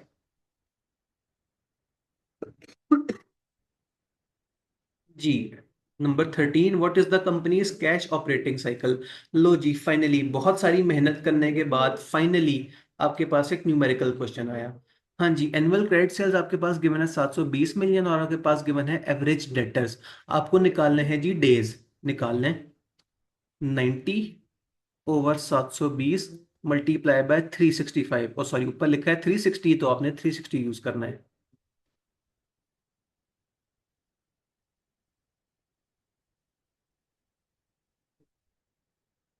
जी, आप लोगों ने कहा 45, ये आपके पास आ गए रिसीवेबल डेज। फिर बात करते हैं इन्वेंट्री डेज की। एवरेज इन्वेंट्री कितनी है? 60। कॉस्ट ऑफ सेल्स कितनी है? 60 मल्टीप्लाई बाय 360। क्या बात है, 360 360 से कट जाएगा, पीछे बचा पूरा 60। फिर बात करते हैं पेबल डेज की। एवरेज क्रेडिटर्स कितने? 30 मिलियन। क्रेडिट परचेजेस कितनी है? 300 की, मल्टीप्लाई बाय 360। आंसर आया 36। इन तीनों को एडलेस कर लें, 45 + 60 - 36। तो 6969। क्या कोई ऑप्शन है? हाँ जी, ऑप्शन सी है। आप लोगों ने कमेंट्स में बड़ी अच्छी कैलकुलेशन की। लें जी, आधा हमारे एमसीक्यूज भी हो गए, बाकी आधे एमसीक्यूज पे आते हैं। Number one, logistics company adopt करती है blockchain technology to record shipment transaction on a distributed ledger. Blockchain वाली बातें हो रही हैं। Transaction are validated through network consensus and once recorded can not altered or deleted. ठीक है। System operates without reliance on a central authority. The primary technological feature of the blockchain illustrated in this situation is. हाँ जी, blockchain की सबसे important बात क्या होती है कि it is transparent. It is जो है वो it can not be change, it can not be faked. तो देखें कौन सा ऑप्शन बेस्ट है। Encryption based control of user access to the transaction data? बिल्कुल भी नहीं। ब्लॉकचेन इंक्रिप्टेड नहीं होती, सबके लिए विजिबल होती है। कोई भी उठा के देख सकता है कि किसने क्या ट्रांजैक्शन की है। Number two, centralize storage and processing of transaction record? बिल्कुल भी नहीं। सवाल ने कहा है कि हम सेंट्रलाइज बेस पे नहीं चलते, हर कोई इंडिपेंडेंट चलता है, तो ऑप्शन बी भी हमें अच्छा नहीं लग रहा। Number three, decentralization combined with immutability of transaction record. या वर्ड इम्यूटेबिलिटी का मतलब है अनडिनाएबल, कि बिल्कुल ट्रांसपेरेंट है, उसमें कोई गलती का जो है वो चांस नहीं है, कोई डिलीशन का चांस नहीं है, कोई डुप्लीकेशन का चांस नहीं है। तो हमें पार्ट सी ज्यादा अच्छा लग रहा है। और part four, automation of transaction through high speed data processing, इतना नहीं। ऑप्शन डी भी अच्छा है, लेकिन सी इज द बेस्ट। सवाल ने कहा मोस्ट अप्रोप्रिएट वाली चीज बताओ। Then, a company operates in a market where customers can easily switch suppliers. Competing company offer largely similar products and price competition is intense. बताएं सबसे बड़ी significant competitive force कौन सी है? इतना आसान एमसीक्यू है कि मैं बताने की जहमत नहीं करूंगा, आप लोग बताएं। किसी एक कंपेटिटिव फोर्स के आपको तीन कंपोनेंट्स गिवन है, डायरेक्ट छापा गिवन है बुक से, कि जब कंपटीशन ज्यादा होता है, प्राइस कंपटीशन ज्यादा होता है, सिमिलर प्रोडक्ट्स होती हैं, तो आपकी बार्गेनिंग पावर ऑफ कस्टमर की बात हो रही होती है। तो option B is the best, बिल्कुल सही। देन, इस्लामिक बैंक ने लीज की मशीनरी अंडर इजारा कॉन्ट्रैक्ट। इजारा कॉन्ट्रैक्ट कौन सा वाला होता है? एक तरह की लीजिंग होती है, ठीक है। The lessee delays the rental payment and the bank charges a late payment penalty and records in income from शरिया पर्सपेक्टिव। इसको कैसे व्यू करना चाहिए था? इससे पहले कि हम ऑप्शंस पढ़ें, मैं आप लोगों को याद कराना चाहूंगा कि हमने जब पढ़ रहे थे इजारा, तो स्पेसिफिकली पॉइंट बुक ने मेंशन किया था कि इजारा के केस में पेनल्टी चार्ज नहीं कर सकते, इजारा के केस में लेट पेनल्टी नहीं होती। अब सर ऑप्शंस पढ़िएगा। It is not permissible because any amount excess of outstanding debt is considered as रिबा। It is permissible if agreed. It is permissible if rental payment becomes debt. It is permissible if the penalty is small. तो बताएं कौन सा option best होगा। उसने कह दिया कोई भी एक्स्ट्रा चीज आप चार्ज करेंगे तो वो सूद कंसिडर होगा, not permissible, option is the best. वैसे भी हमने ये पढ़ा था, स्पेसिफिकली बुक में लिखा था कि ये अलाउड नहीं है आपको।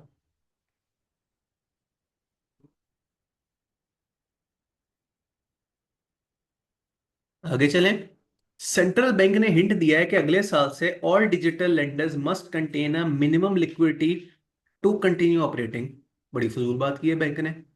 आगे पढ़ें, the requirement has not been enacted into the law, the news immediately influences investor confidence, under PEST analysis बताएं which factor classifies a development. आगे उसने न सिर्फ जो है वो जस्टिफाई भी किया है, टेक्नोलॉजिकल फैक्टर्स बिकॉज इस affects all digital lending platforms, question mark. बात तो ठीक है कि टेक्नोलॉजिकल फैक्टर है, लीगल फैक्टर है क्योंकि आहिस्ता आहिस्ता तमाम कंपनीज के ऊपर ऑब्लिगेशन लग जाएगी। बात आपस की बात है, ये भी ठीक है, क्वेश्चन मार्क।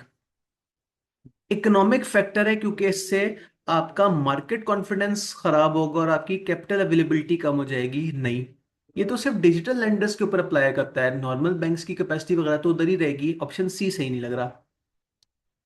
और ऑप्शन डी क्यों? क्योंकि पब्लिक पॉलिसी है, गवर्नमेंट ने ये मसला किया है। तो आमतौर पे सेंट्रल बैंक के मसले गवर्नमेंट थोड़ी करती है, स्टेट बैंक ऑफ पाकिस्तान करता है। ये अलग बात है, स्टेट बैंक ऑफ पाकिस्तान भी इनडायरेक्टली होता गवर्नमेंट का ही है, लेकिन अपनी एनालिसिस के लिए हम कहते हैं कि स्टेट बैंक के काम गवर्नमेंट नहीं, स्टेट बैंक खुद ही रेगुलेट कर रहा है। तो ऑप्शन डी भी बेस्ट नहीं है।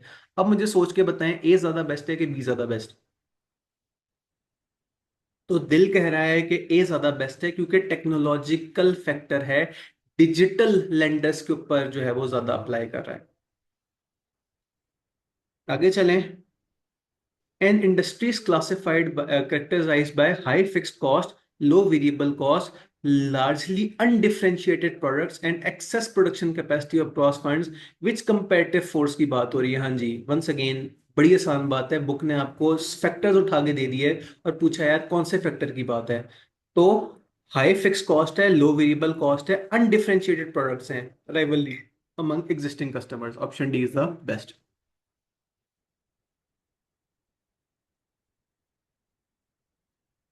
आगे चले।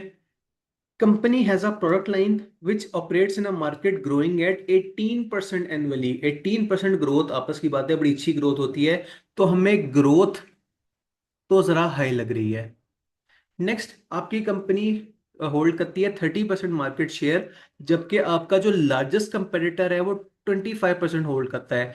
इसका मतलब ये है कि टोटल दो कंपनीज ने मिलके 50% से ज्यादा मार्केट घेरी हुई है। इसका मतलब ये टोटल कंपेटर्स भी तीन चार ही होंगे, कोई 10 12 या 15 20 कंपेटर्स नहीं हो सकते।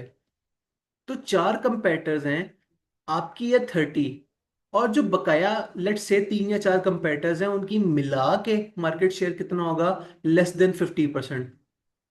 तो क्या लॉजिकली आपका मार्केट शेयर कम है कि ज्यादा है? पहली बात ये कि आप चैंपियन है, दूसरी बात ये कि दो कंपेटर्स मिलके 50% मार्केट होल्ड करके बैठे हैं। इसका मतलब ये बाकी कस्टमर्स की तो कोई औकात ही नहीं है बाकी कंपेटर्स की। इसका मतलब ये कि आपका मार्केट शेयर भी हाई है। तो ग्रोथ भी हाई हो, मार्केट शेयर भी हाई हो, तो वो कौन होता है? वो तो स्टार होता है, वो तो सुपर स्टार होता है। आगे चले। मुदारबा कॉन्ट्रैक्ट में अगर लॉस हो जाए due to normal business risk and not because of negligent or misconduct, who bears the financial loss? इंतहाई आसान एमसीक्यू, एग्जैक्ट बुक में हमने ये पढ़ा था कि मुदारबा के केस में अगर तो जो मुदारिब है उसने जान के कोई गड़बड़ की है तो वो जिम्मेदार होगा, अदरवाइज जो जिस बंदे ने पैसे दिए, जिसे हम प्यार से रब्बुल माल कहते हैं, that is the person who bears the loss. तो option A is the right answer, बहुत आसान। Next, which of the following situation most clearly demonstrates the loss of a unique resource causing it to become a threshold resource? हाँ जी, आपका unique resource कौन सी वाली situation में threshold resource बन जाएगा? ऑप्शंस पढ़ने पड़ेंगे। नंबर ए, आपने कहा सर पिछला पेपर इजी था सिवाय लास्ट क्वेश्चन के। चलें कोई बात नहीं, हमने आज लास्ट क्वेश्चन भी कर ही लिया। विच ऑफ द फॉलोइंग, हाँ क्या सिचुएशन थी कि आपका यूनिक रिसोर्स थ्रेशोल्ड रिसोर्स कैसे बन जाएगा? Option A, patented production process expires allowing competitors to legally adopt similar methods. सुनने में तो सही लग रहा है। आगे पढ़े। Company loses operation license due to regulatory non compliance. तो ऑपरेटिंग लाइसेंस कोई यूनिक रिसोर्स थोड़ी होता है, इतनी सारी कंपनीज के पास ऑपरेटिंग लाइसेंस होगे, तो ऑप्शन बी इतना अच्छा नहीं है। A firm upgrades its standard IT systems। Word standard ने सारा काम खराब कर दिया। स्टैंडर्ड का मतलब हर कंपनी के पास यही वाला सॉफ्टवेयर होगा, और उसने उसे थोड़ा सा अपग्रेड कर लिया। तो अपग्रेड करके भी इंडस्ट्री बेस्ट प्रैक्टिस, आपने कोई ऐसा कारनामा नहीं किया, आपने कहा कि इंडस्ट्री में जो सबसे टॉप प्लेयर्स है उनके पास ये वाला सॉफ्टवेयर होता है। इसका मतलब ये ऑप्शन सी भी नहीं। और option D, a competitor enters the market at using a lower cost labour. तो उसमें यूनिक रिसोर्स किधर था? तो option A is the best कि आपके पास एक कोई यूनिक रिसोर्स हुआ करता था, लेकिन चूंकि आपका पेटेंट एक्सपायर हो गया। पेटेंट मींस के पाकिस्तान में तो इतना कॉन्सेप्ट नहीं है, लेकिन बाहर के मुल्कों में जब भी आप कोई न्यू फार्मूला या न्यू तरह की चीज इन्वेंट करते हैं, तो आप उसके ऊपर एक पेटेंट, एक लाइसेंस ले लेते हैं कि डियर गवर्नमेंट, अगर ये फलानी तरह की टेक्नोलॉजी हमारे अलावा किसी और कंपेटिटर ने कॉपी की, तो हम उनके ऊपर केस कर सकते हैं, हम उनको जेल में डाल सकते हैं, सारा कुछ कर सकते हैं। तो पेटेंट आपका फाइनली एक्सपायर हो गया, तो आपका यूनिक रिसोर्स आपका थ्रेशोल्ड बन गया। और फाइनली आखिरी सवाल, कंपनी एंटर हुई 3v9 FRA में। बैंक ने आपको जो है वो नोशनल कैपिटल है 5 मिलियन का, आपसे कहा गया 12.4% है पर एनम, काइबोर है 13.2% eight the end of the third month. What will be the settlement amount? अब सेटलमेंट अमाउंट निकालने के लिए सबसे पहले हमें क्या करना है, देख लेते हैं। 5 मिलियन मल्टीप्लाई बाय, हाँ जी, क्या है हमें, बैंक ने कितना वाला रेट फिक्स किया है हमारे साथ? बैंक ने हमारे साथ रेट फिक्स किया है 12.4% वाला, 0.124। अब सेटलमेंट अमाउंट से मुराद है कौन किसको कितने पैसे देगा, इन दोनों का डिफरेंस निकाल लें। This multiply by 0.132 minus 0.124। अच्छा, टोटल कितने महीने का लोन था ये आप मुझे बताएंगे। हाँ जी, टोटल कितने महीने का लोन है, जरूरी है कैलकुलेशन के लिए। 3v9 FRA है। 3 महीने बाद स्टार्ट होगा, 9 महीने खत्म होगा, इसका मतलब भी 6 महीने की स्कीम है। तो मल्टीप्लाई बाय 6/12।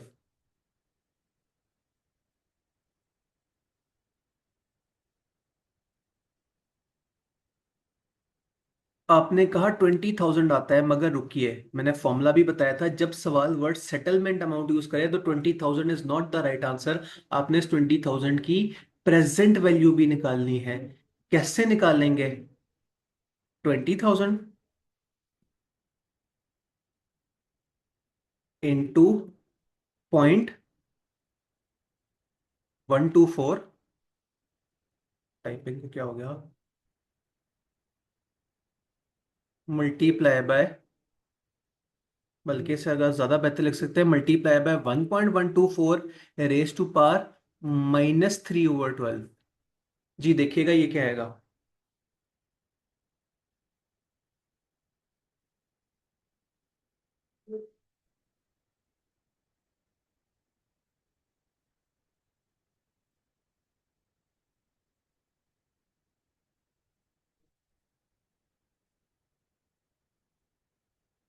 आंसर आना चाहिए सूरन 8,765, 18,765।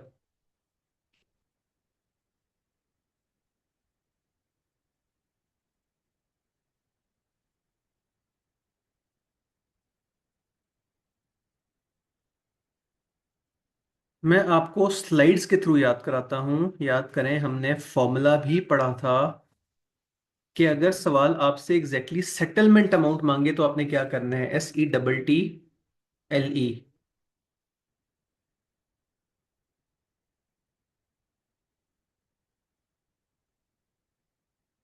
हाँ जी, फॉर्मूला चेक कीजिएगा, present value settlement amount is equal to interest difference यानी कि 20,000 divided by 1 plus reference rate multiply by मंथ्स/12।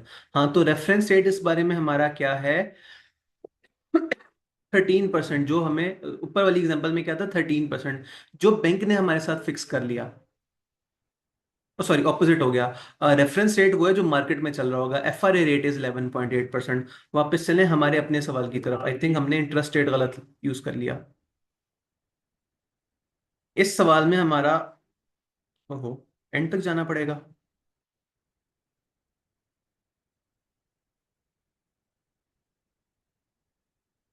किधर गया, ये रहा। 20,000 इंटू 1.124 की बजाय आप लिखे हैं 0.132। 13.2% डेज टू पार -3/12। जी कैलकुलेट कीजिएगा प्लीज।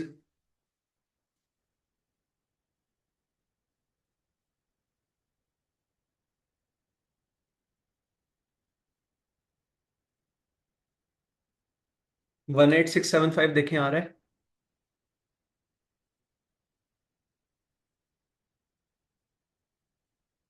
बाय द वे छापा है इस तरह का एक एग्जैक्ट सवाल, पिछले किसी पास पेपर में भी आया हुआ है। और वहां भी यही था कि एक अमाउंट ये वाली थी और एक अमाउंट सेटलमेंट वाली थी।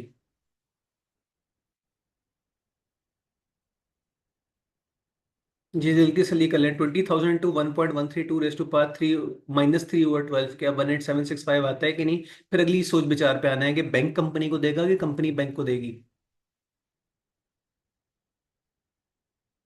अवाम ने कहा नहीं आ रहा है, परेशानी वाली बात है। क्या आ रहा है? 17 समथिंग आ रहा है। 19,389 आ रहा है। ओके, ये परेशानी वाली बात है। 12% से भी करके देख लिया आपने? नहीं जी, दो बंदों ने कहा 19,389 आ रहा है। लेट्स हैव अ लुक, क्या गड़बड़ हो सकती है। 12.2% हमने यूज करके देख लिया। ये सारा कुछ eight the end of third month जाके हो रहा है। आ, एक मिनट, फॉर्मूला अगर हम दोबारा जाके देखें शायद एन में आपको कोई चालाकी मिल जाए। हाँ जी, एन हमने कितना यूज करना है? Multiply by months. तो मंथ्स टोटल हमने कितने यूज करने हैं? 6 मंथ्स का FRA है। तो सवाल में हमने एन क्या यूज किया होगा? एक दफा पूरा जो है वो मंथ्स कैलकुलेट करके देख लें। डिवाइड बाय 3/12 की बजाय 6/12 करके देखिएगा प्लीज। रेस टू पावर -6/12, 13% के हिसाब से।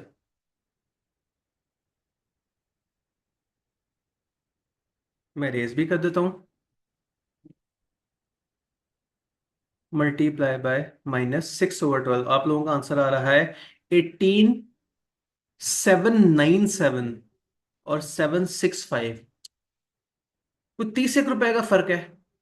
चलें, क्लोजेस्ट कौन सा है, ए और सी?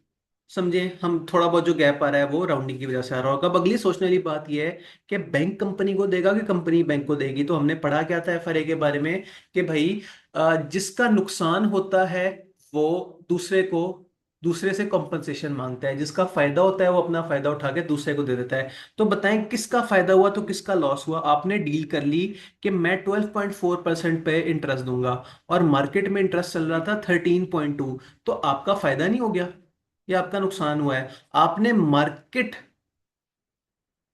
से अगर आप करते तो 13.2, या अगर आप मार्केट में अभी जाके लोन ले लें तो आपको एक्स्ट्रा पैसे देने पड़ते हैं 12.4 के हिसाब से, जबकि बैंक ने आपके साथ प्रॉमिस किया था कि वो आपको 12.4 का रेट देगा। तो किसका फायदा है? बैंक का फायदा है। बैंक आपको कॉम्पनसेट कर देगा, will be payable by the bank. जी, हमने 2 अटेम्प्ट्स के ढेर सारे MCQs किए। 20 मिनट अभी भी पड़े 2 बजने में। आप लोगों के ख्याल में ओवरऑल कोई ऐसी चीज जो हमें 20 एक मिनट में रिवाइज कर लेनी चाहिए? हमने 2 अटेम्प्ट्स के पूरे पास पेपर्स कर लिए, काफी कुछ हमने देख लिया। स्टिल कोई ऐसा टॉपिक जो आपको तंग करता हो?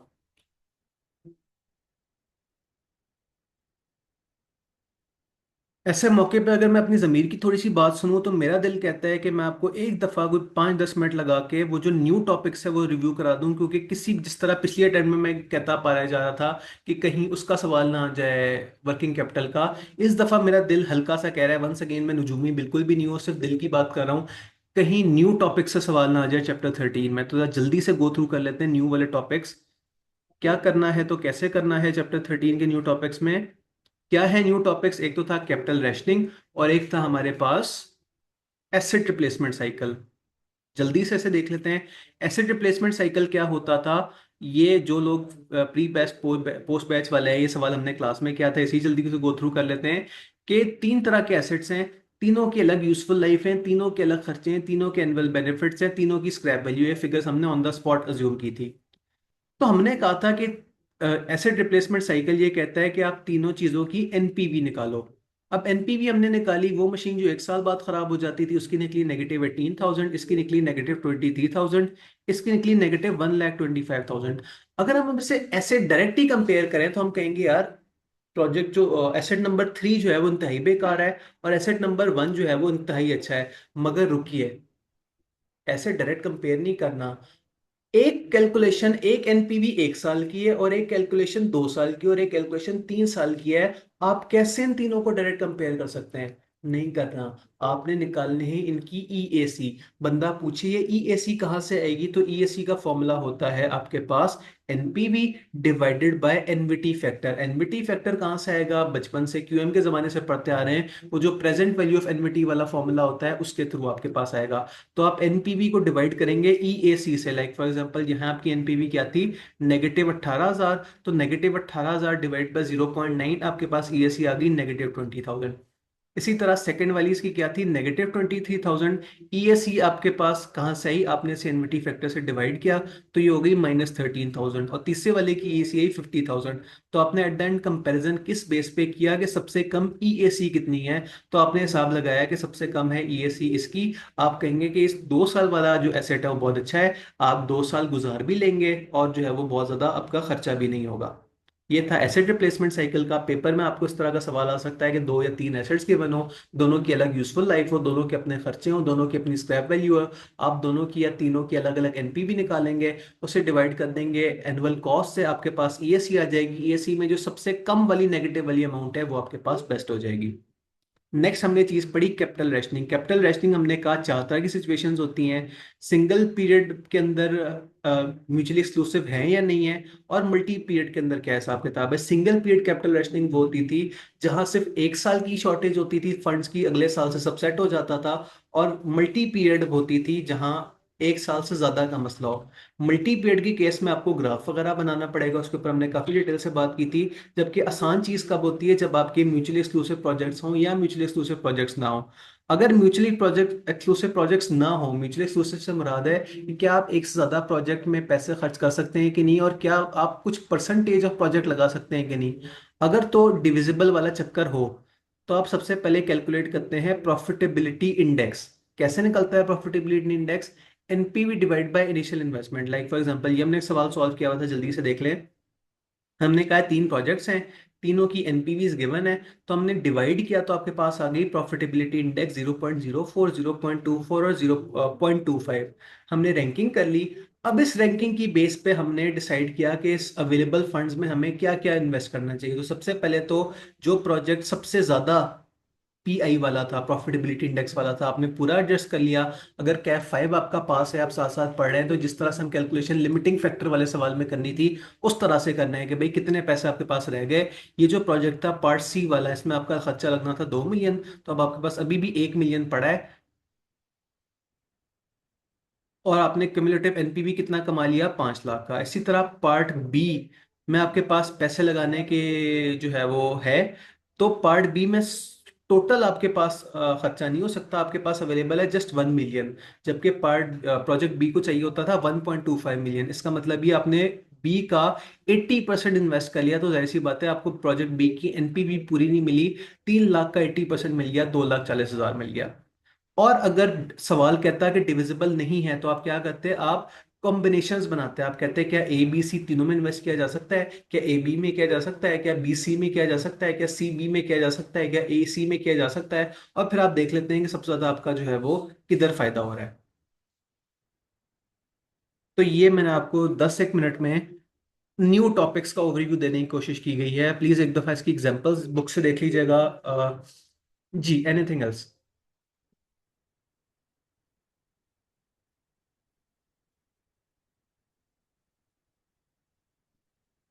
खामोशी, खामोशी को रजामंदी समझा जाए। चलें, थैंक यू सो मच उन नेक लोगों का जो कि रोज़ाना टाइम निकाल के मेरी क्लास में आते थे। होपफुली आप लोगों को जो है वो दोबारा कभी किसी टीचर से बीआईए नहीं पढ़ना पड़ेगा। मिलते हैं फिर कभी किसी और सब्जेक्ट में। अल्लाह हाफ़िज़। Thank you for coming. अल्लाह हाफ़िज़।